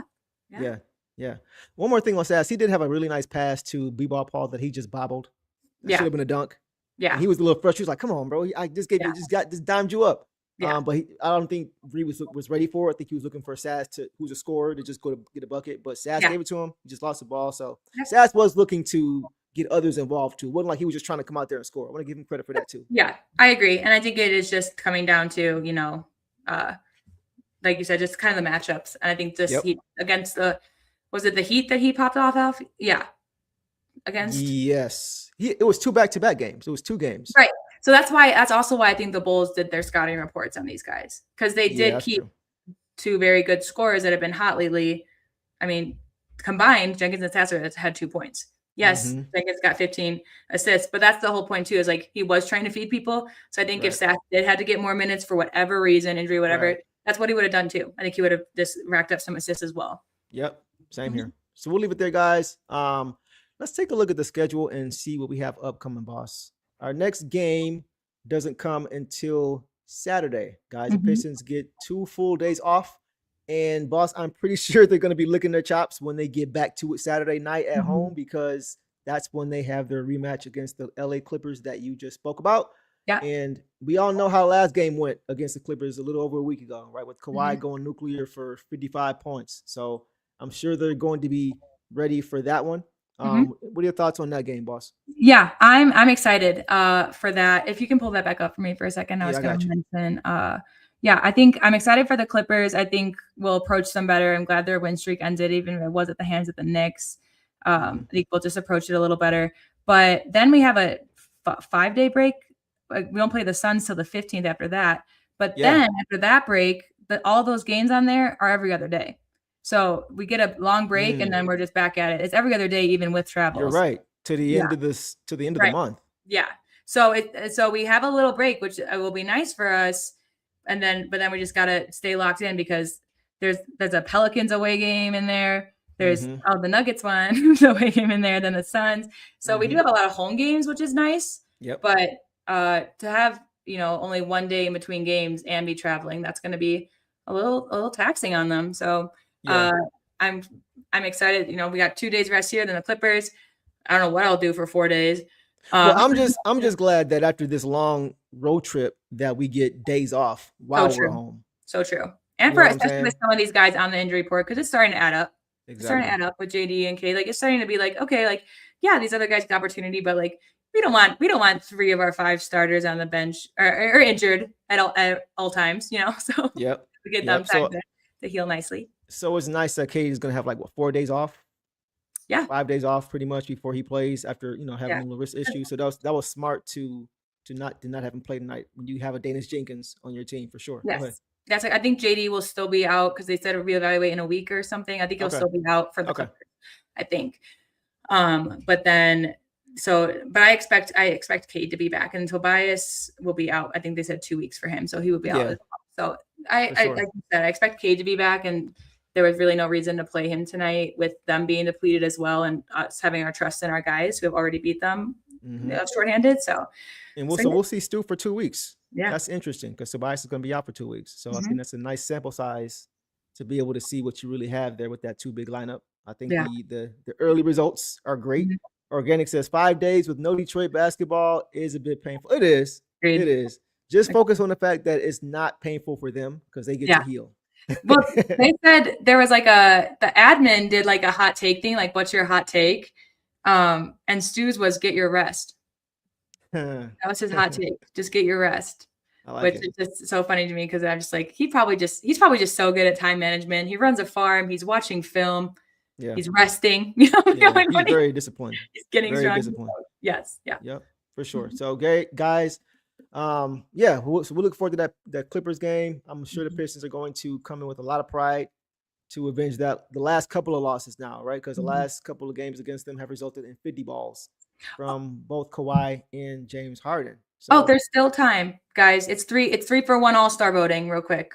Right. Still time here, but it's 2 hours there. So you guys still got 40 minutes to go vote. It's a 3-in-1 day where one vote is worth 3. So and there's only a week left, I think, of All-Star voting. So, and you mentioned he has kind of made up some ground on a few guys, right? As far as the voting is concerned. Yeah. So the New York Knicks fans came out strong. I think he's behind Brunson, but then he went from 1 million to 1.7 million. Yep. Brunson went from like 1.3 million to 1.9 million. So he's getting more votes. He's getting it. He's getting it done. And obviously, Cade is most likely going to be an All-Star. But just to see people show up, it's still crazy to me. It's so fun that JD is still not top 20. Yeah, in fan voting. And that's Embiid insane, is. I'm like, guys, are you watching Joel Embiid? Or are you just recognizing names? Embiid, Josh Hart, like what? Yeah. What's the Knicks fan? The Knicks have their whole starting. Like they have Mikal on there. They got Cat. We gotta do better, man. Yeah, that's great. Y'all go vote, man. Go vote for JD and K for sure. And anybody else you want, but definitely those two because having the best record. I mean, we all know JD's not going to be a starter, so the coaches, or he's probably going to get into the coaches just because we're going to have the number 1 seed. That'll be enough. Will they play back to back? By the way, the Clippers. The Clippers play the Nets on Friday, and then us on Saturday. Oh, I'm not sure what the Clippers schedule is. Right, but I think that's so. I think if that's what it is, Camille's just bringing up that the Clippers will be coming off a back-to-back, so that's nice. They got an older squad, so hopefully that for sure. So we'll see. Yeah. But guys, that is a wrap for tonight's show. We appreciate you guys showing up and showing out as you guys always do. Great questions, great comments, great feedback, great support. So Pistons get the dub. We needed it, and we now move on to 28-9 on the regular season. 3-game winning streak, looking to make it more. So, as always, we appreciate the support you guys have been giving us. Keep voting, like Drew says. Keep voting for our guys. Make sure you guys smash that like button if you enjoyed the show, and subscribe if you are new. And we hope you guys have a great night. And y'all know the drill, man. Detroit versus everybody. See y'all Saturday night. Peace. All the dirty work, all dog. I'ma dive on the floor, go try to block every shot. And I'ma be physical with you the whole game. You know Stu gonna be physical with you. When you think of the Pistons, you think it's just hard work and just gritty basketball. That's just the identity you gotta have when you put on that jersey. I'm not your average breed of canine. Not a good dog, I'm bad boy for life. I set the tone, don't care about no tick. Let it be known, I get my respect. Come in the lane and see I don't bluff. If you retaliate, that's on ya. Talking pundits, I hear you're ashamed. Talking that chop, you must run this way. Tryna tell ya, if the dog palm, mess around, find out, if the dog palm, mess around, find out,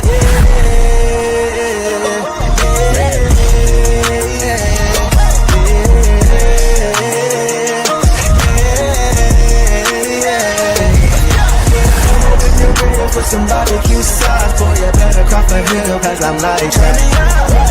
When you're ready for some barbecue sauce, boy, you better crop a hill, cause I'm like that.